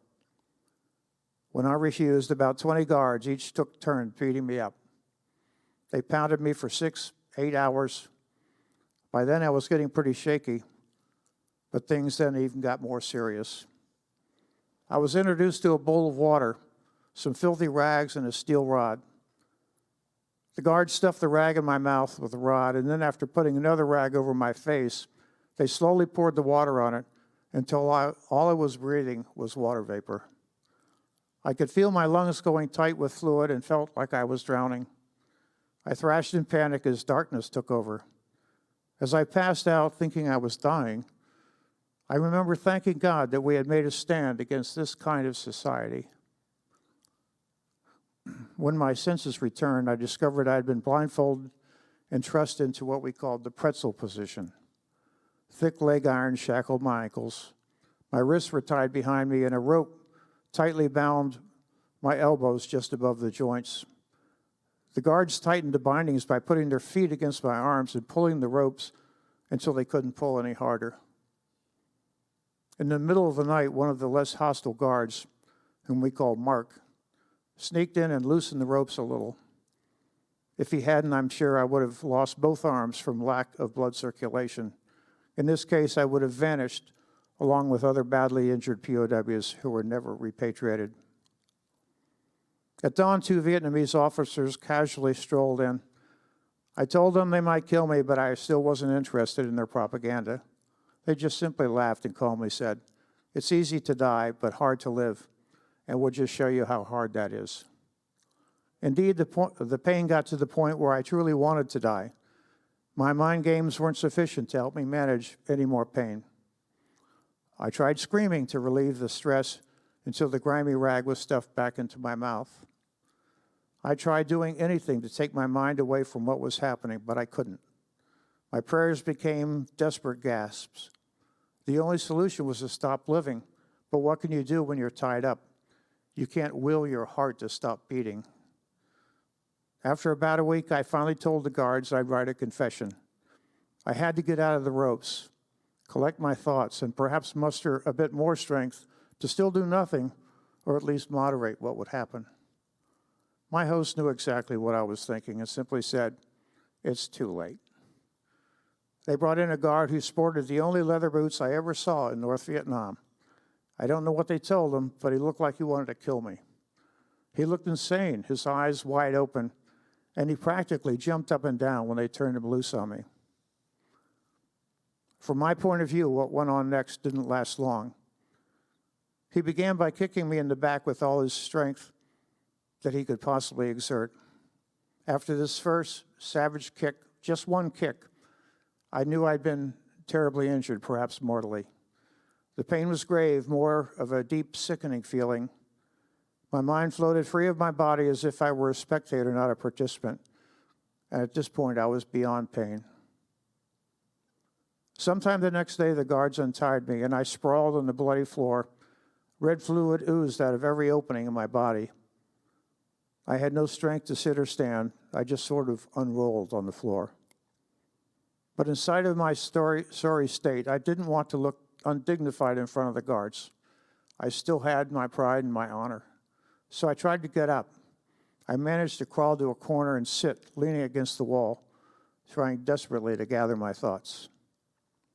We spent the next 3 days working on a so-called war crimes confession, but the guards would wave whatever I wrote in my face and scream that it wasn't satisfactory. Were they seeing through my innuendos and double meaning? I could feel myself starting to panic as my last remaining defenses started slipping away. The demands then changed to a tape confession. Somehow I still found the strength to refuse, perhaps a little too resolutely, because they reverted to the hard stuff again. And I was having trouble remembering those precious resistance techniques I had been taught so many light years ago. So I started making a tape, pushing my sluggish brain to come up with ideas to show acceptable submissiveness to my wards, yet useless for propaganda by injecting lewd comments into what I was saying that I hoped they wouldn't understand. My attempts were not convincing, so the torture continued. I told myself just to make it one more day, and yet just one more. Anyone trained in such affairs knows that constant torture can make captives reach a point where they can't maintain mental equilibrium. And I'll guarantee you my captors knew it too. They could break me, and I was becoming frantic, fearing my strength would not last. Then they stopped. Just like that. Some weeks had gone by, and perhaps they had other business. Maybe they figured I might not make it.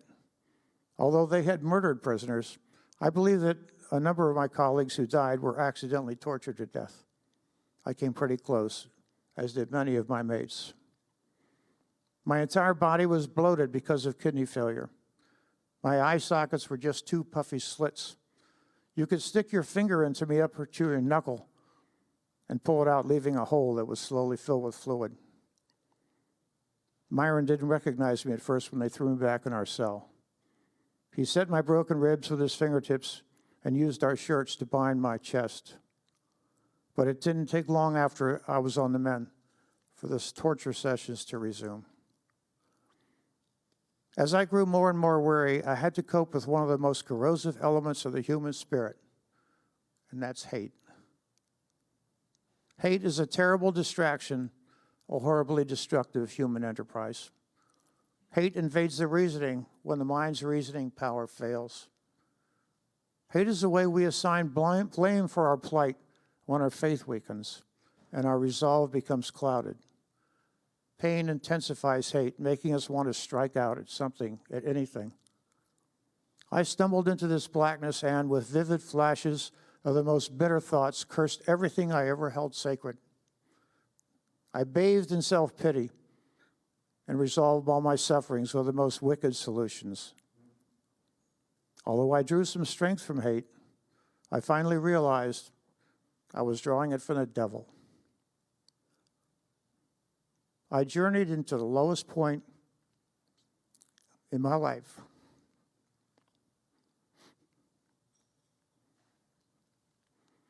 I was truly exhausted. I came to, so to speak, after a particularly horrific torture session, alone, lying on a stone floor, more naked than clothed, bruised, filthy, gaunt, and panting in little breaths. But I felt surprisingly free of pain and acutely aware of every inch of my surroundings. I knew I wasn't very healthy, and I was startled how my body looked like a bag of leftover chicken bones. My knees looked huge compared to the rest of my scrawny legs. Lying on my side, I could place a fist between my thighs and touch only air. But I didn't hurt anywhere. I thought maybe I was dead. I thought about many things as I lay there almost motionless for days. And I prayed and prayed and prayed. Finally, the cell door peephole quietly opened and an eyeball squinted into the darkness. Then it was gone. I'm sure they were checking to see if I was still moving. A few minutes later, the heavy wooden door opened with a clanging of keys and sliding of bolts. An enamel plate skidded across the floor and halted just short of my slowly blinking eyes. On it was a mound of salt crystals piled on a pile of rice. The voice said, "The salt is for Berry Berry," and the door banged shut. I thought for a moment, does he mean the salt will give me Berry Berry or prevent it? I actually chuckled to myself. My feeble attempt at humor was an elixir. Even though I would spend several more years as a guest of Ho Chi Minh, I knew I was over the hump. Humor, faith in our country, faith in my family, and mental focus would allow me to endure. I felt human, mentally whole, and refreshed. Maybe there is something to that old saying that pain is purifying, but I'll have to tell you, I don't prescribe the treatment. Thank you.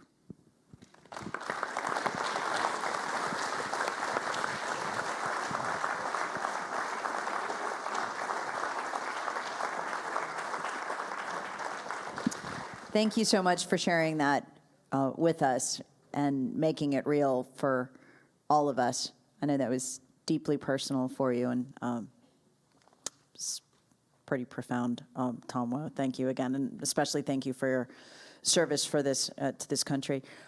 Our next speaker is Lee Ellis. He's an award-winning author, leadership coach, expert presenter. Colonel Lee Ellis, F-4 fighter pilot, shares lessons about life, leadership, teamwork learned while serving more than 5 years as a prisoner of war in Vietnam. Two of his award-winning books, Leading with Honor, Leadership Lessons from the Hanoi Hilton, and Engage with Honor, Building a Culture of Courageous Accountability, share his POW experiences and leadership principles that helped him and his compatriots resist, survive, and return with honor. For more than 25 years, his primary objective has been to offer wisdom, practical tactics, and inspiration on how to apply these leadership lessons for personal and organizational development. You can find him at leadingwithhonor.com. And I want to ask my son, Gabriel, to bring my phone up, too, because I have some notes on that. So if you wouldn't mind, son, bringing that up as Lee Ellis begins. Oh, thank you very much. Well, it's great to be with you all today. What a wonderful crowd we've had. Y'all have hung in here with us through all the things that have been going on. And I'll tell you, it's so great to be with my teammates again and to hear their stories. I lived with Tom for, what, a year and a half? And I never heard all that story. I knew he was a courageous, tough guy, but today was the first time I really heard all that, Tom. And I just have to tell you, you're a hell of a lot tougher than I am, and I admired you before, but I do admire you even more now. You know, as we walk through this, one of the things, we've got a lot of veterans and veterans' families in here. There's so many lessons in our life that we pick up on in the military, and especially everywhere in hardship and difficult times when teamwork and leadership are so important, and they apply in the world today. I don't care if you're 18, or 12, or 88, or 78. The lessons that we're talking about are going to apply 1,000 years from now. So I'm going to take you through a few lessons, a few stories very quickly. And most everybody here is going to get a copy of my book. I brought, I think, about 75 books to give away, so you're going to get a copy of that book. The Leadership Lessons from the Hanoi Hilton. It's really about courageous leadership, teamwork, the communications, the resilience, and all that really enabled us to have mission success. These lessons do apply today. Now, like these other guys, you know, here I am, this young kid growing up on a farm and actually plowing mules, driving tractors, but plowing mules too. But what I really wanted to do was to fly. There's Bill, he's a farm boy, thank you. I really wanted to fly, and during the Korean War, I'd be out there on the farm and big formations of these airplanes would come over, and I'd say, that's me. I was not a very good cotton picker. To be a good cotton picker, you had to pick about 200 pounds a day. I finally got up to about 120 or 30. There's just some things I'm not good at. I had buddies that could do it. We all have different talents.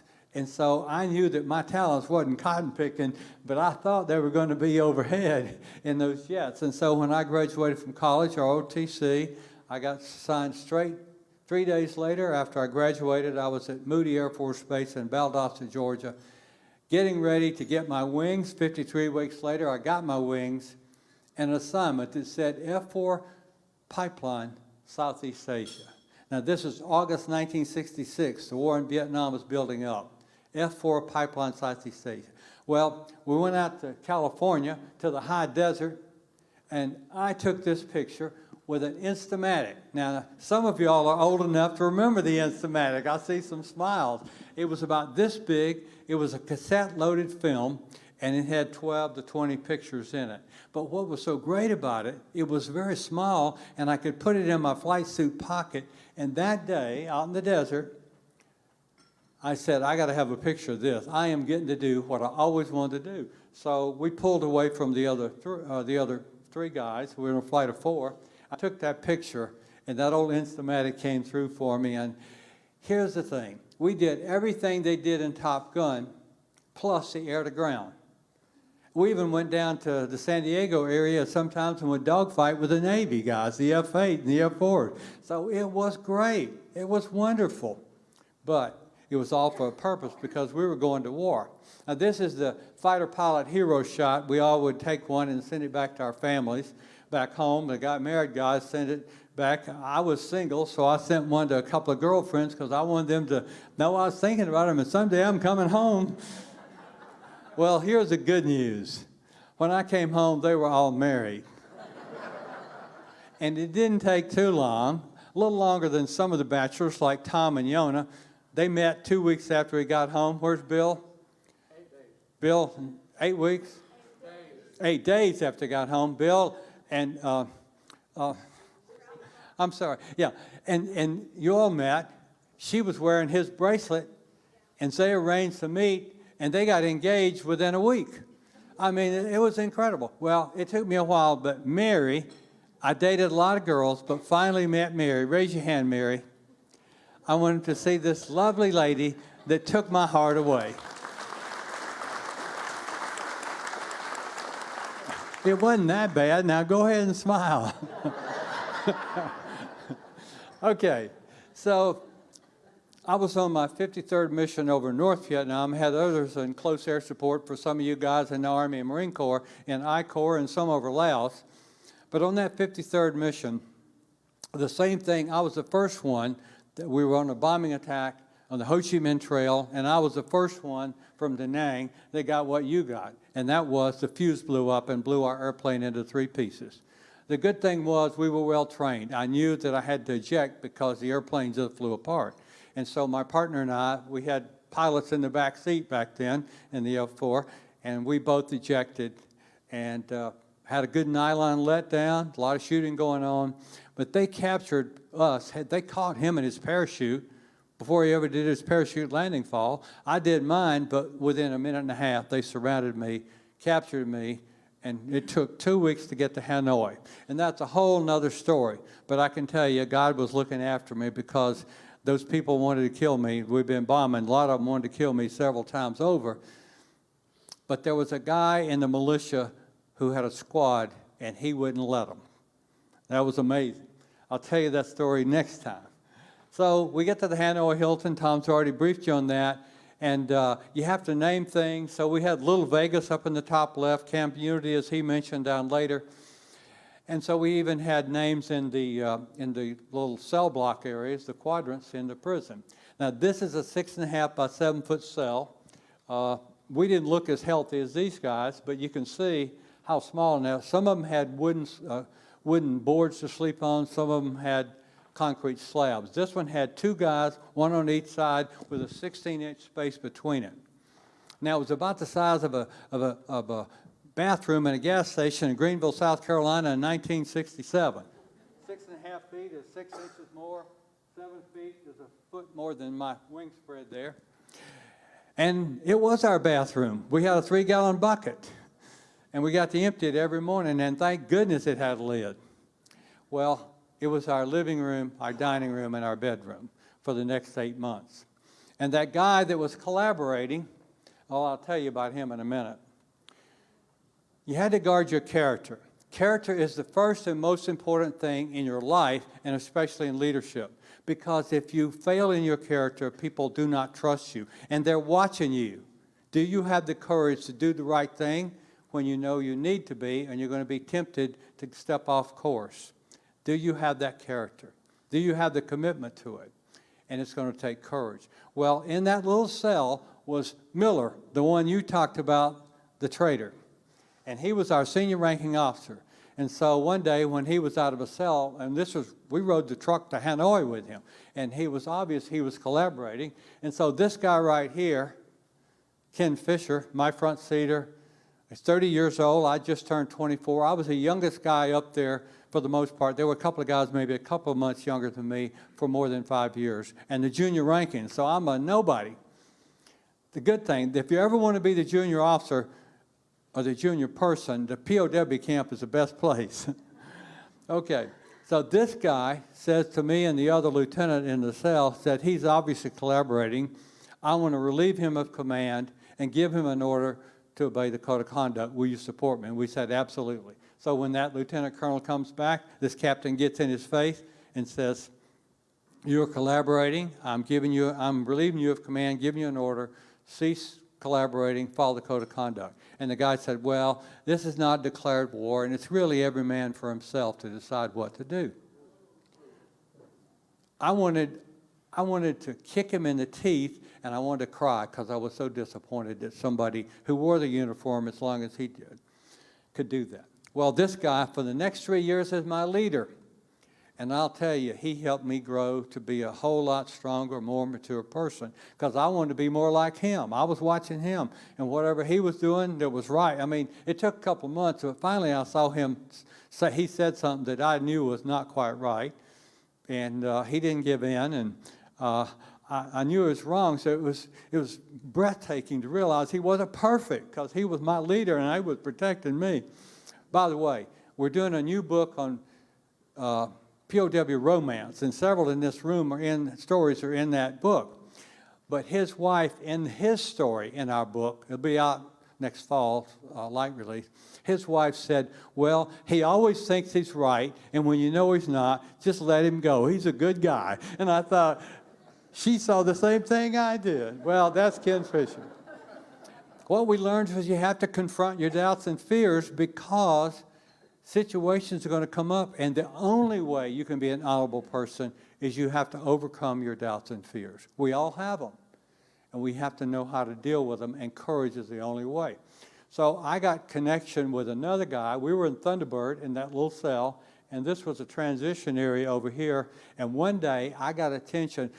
We had a little window up there, and I pushed the rattan mat back off of it, and they opened his shutters on his cell, and I saw this guy who was the most famous fighter pilot in the Air Force in 1965. He was on the cover of Time magazine. He got shot down, but he had been an ace in the Korean War, and now he got shot down in August and captured in August 65. So he had been there 2 years when we got there, and this guy was an incredible leader, tough. He had been through the ropes. Tom was talking about the ropes torture a little bit ago, and both of these, we got two Toms up here. We had two Bills out there a while ago.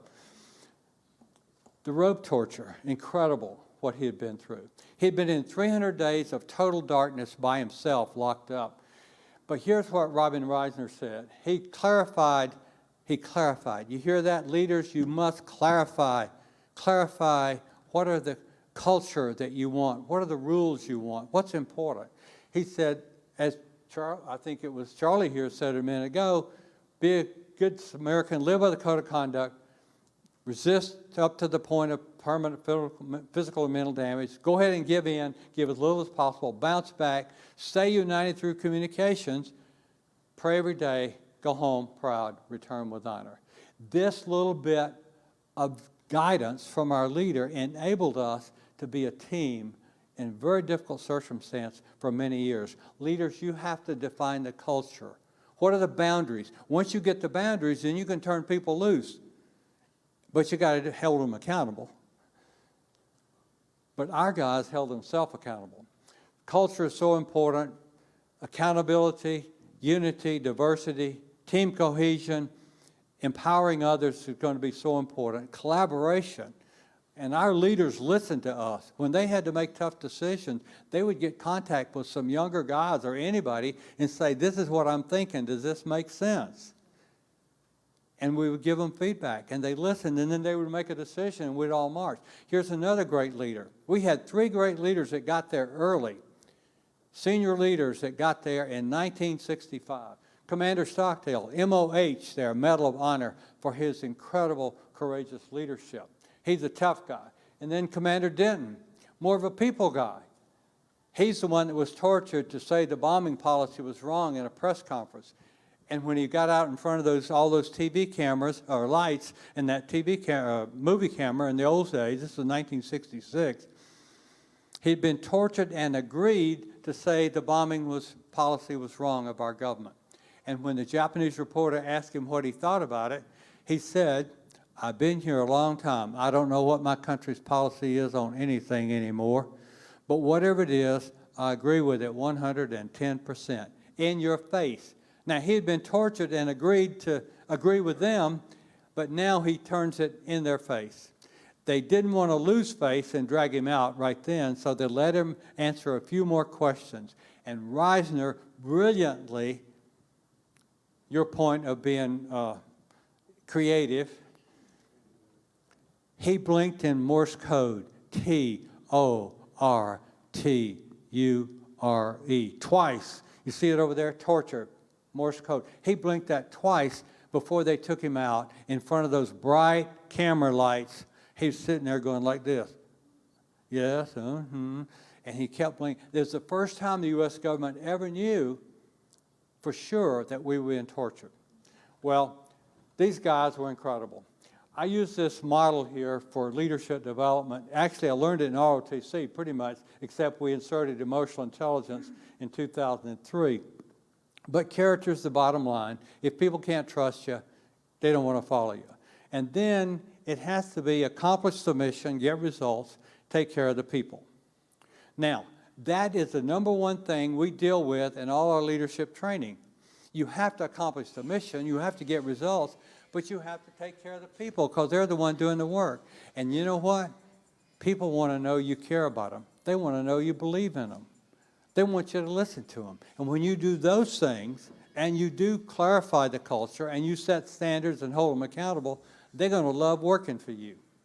Well, it takes courage to do all that. I'm telling you, you can know it all, but when the pedal hits the metal, courage is what's going to get you through. Courage got you through. Courage got you through. And we bounced back. Now, here's the deal. 40% of the population is naturally wired with natural behaviors for mission, results, task focus. And 40% are naturally wired for relationships and people. But to be a great leader, you've got to do both. And that means you're going to have to adapt your behavior. Are you vulnerable enough? Are you truly confident enough in yourself that you'll adapt? I got coached. I got paid good money to coach a CEO, division chief rather, president of a division, a largest division of a Fortune 200 company in Atlanta. He was a West Point graduate with a Harvard MBA and an Army Ranger. And I confronted him after working with him and his team I was coaching. I said, so let me ask you, are your team doing a good job? He said, oh, they're doing a great job. I said, you never tell them. I said, a lot of your guys are starving for some feedback. He said, well, that's just not me. I'm good at some things. I'm just not good at that. And I said, wait a minute. You graduated West Point. You know you got to take care of your people. And you're not. I'm going to help you. That's my job. I said, 2 weeks ago, we were in that off-site retreat up at Lake Lanier in North Georgia. I was there with you. I facilitated part of that retreat. I said, did they do a good job, the people that organized it? He said, yeah. It was a lady down the hall, a BP. I said, did she do a good job? She said, yeah. Did you accomplish your goals? Yeah. You have fun? Yeah. I said, okay, here's the deal. And I wrote him out, 3 sentences. You go down to her office and you say, by the way, the retreat you and your team planned, it was a great success. We accomplished all our goals and we all have fun. Thank you very much. But I had him go in the bathroom in front of the mirror and smile. I said, you got to crank it up till you're feeling like you're overdoing it. And when you feel like you are overdoing it, you're probably about right. Well, he did. He worked on it. This guy was he's a wonderful, strong Christian man, tough guy. He worked on it, and he went down and did it. Well, he started giving positive, encouraging his people. And guess what? he just turned the whole team around. Well, 3 months later, when I finished working with him and his team, he said, it was our last meeting, he said, can you hang around for extra 5 minutes today? And I said, sure. He said, I got somebody who wants you to meet. I said, okay. So we finished. He jumps up. He wasn't a big guy. He jumps up, kind of jogs out to the hall, opens the door, and brings this lady in. He said, this is my wife. He said, she wanted to meet you. I said, oh, nice. How are you?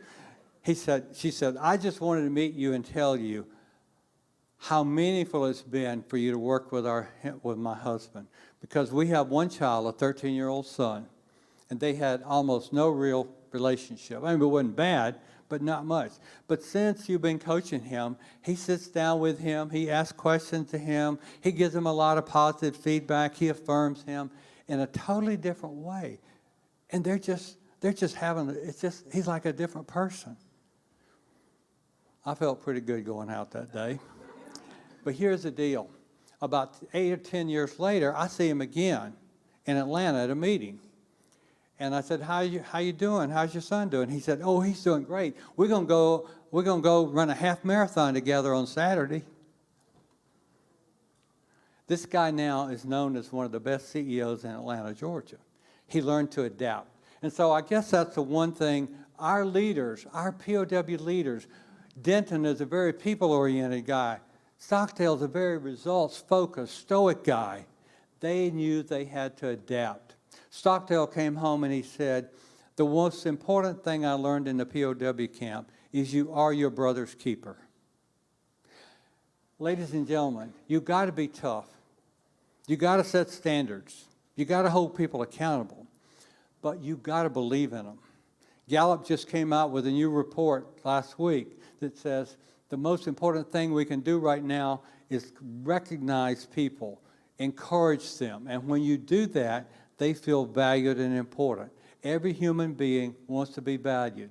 You see a 6-month-old baby, 9-month-old baby, and you smile at them, and they smile back. A 1-year-old, I do this all the time, smile at them. They smile back because they feel accepted. They feel safe. They feel like they're valuable when they see a smile, when somebody oogles with them a little bit. And we're all human beings. We're all that same way. So I guess the thing that I learned the most from our leaders there, I grew so much. I was a 24-year-old kid with a big ego and loved to fly fighters and all that kind of stuff. But there were a lot of areas where I needed to grow. And that experience taught me a lot. I had to come face to face that I was not all, there were good parts of me, but there were a lot of parts that really need to grow and be developed. And I think that's where all of us came through. We came through. Now, I will tell you that we had time in those big rooms that Tom talked about after that raid on the camp where we'd already moved out from. We had time to come together in a cell of 50, 40, 50, 60 guys for almost 2 years. And we had time to process. And the one thing that we knew, if we went home with the pain of our torture and our anger and hatred for the enemy, they were going to have us in handcuffs and leg irons for the rest of our life. And week by week, we got rid of our bitterness. We turned loose of bitterness so that we could come home as free people. We came home, unlike all of our veteran friends from Vietnam that got spit on and couldn't wear a uniform when they came home. The war was over, and we got welcomed home. We came home to bases and families and communities where we were welcomed home and treated like heroes. So that time together and that of decompressing and that welcome home we got enabled us to live a pretty doggone healthy life. And so we thank you for all you did. Thank you all for coming here today.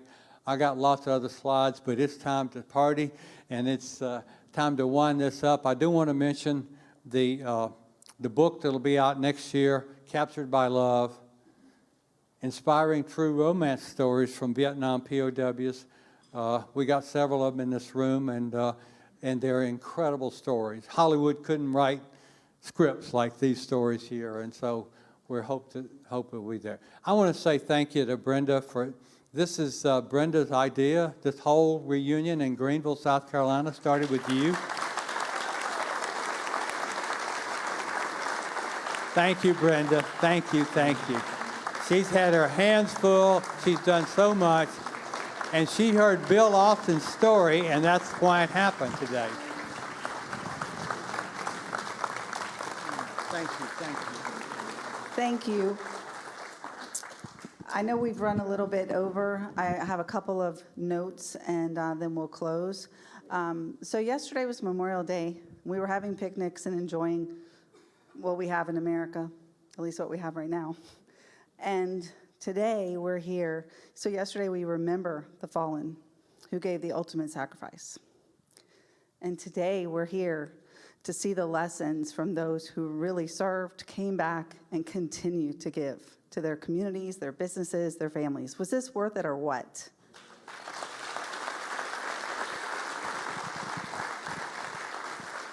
So this symposium was a pre-event. Their actual reunion starts tomorrow. It is a mostly private event from Wednesday through Sunday morning. But there's one other event you can participate in. If you go to Eventbrite, like most of you did to get your tickets today, you can sign up for Salute to America on Friday night. It's free for the public. There's a section for the public, and they will have their section for their family and friends that are here. But it's going to be an amazing experience at Fluor Field. There's no game, but you don't need a game for this night. It's going to be awesome. So get your ticket, bring your family, the kids. It's going to be an experience that you don't want to miss. Now for the details. We do have a reception. If you have a ticket, please stay. If you'd like to talk to some of them, please stay, have a glass of wine or a beer. We have a crowd here. We had a lot of walk-ins. So I would ask that if you have an Eventbrite ticket, you're on our master list, you go over there first. And we have books from Lee Ellis and Charlie Plum, and you can pick one or the other. And then we'll see as far as they can go today. And then we'll do that, okay? So thank you. The bar is open now. Join us for a drink. Yes? This may be off. Is it off? It's off. Okay. It's on now. Okay. So there's been one comment not made by any of the seven of us that I wanted to close with, if I might. It's a real short one, and this is what it is.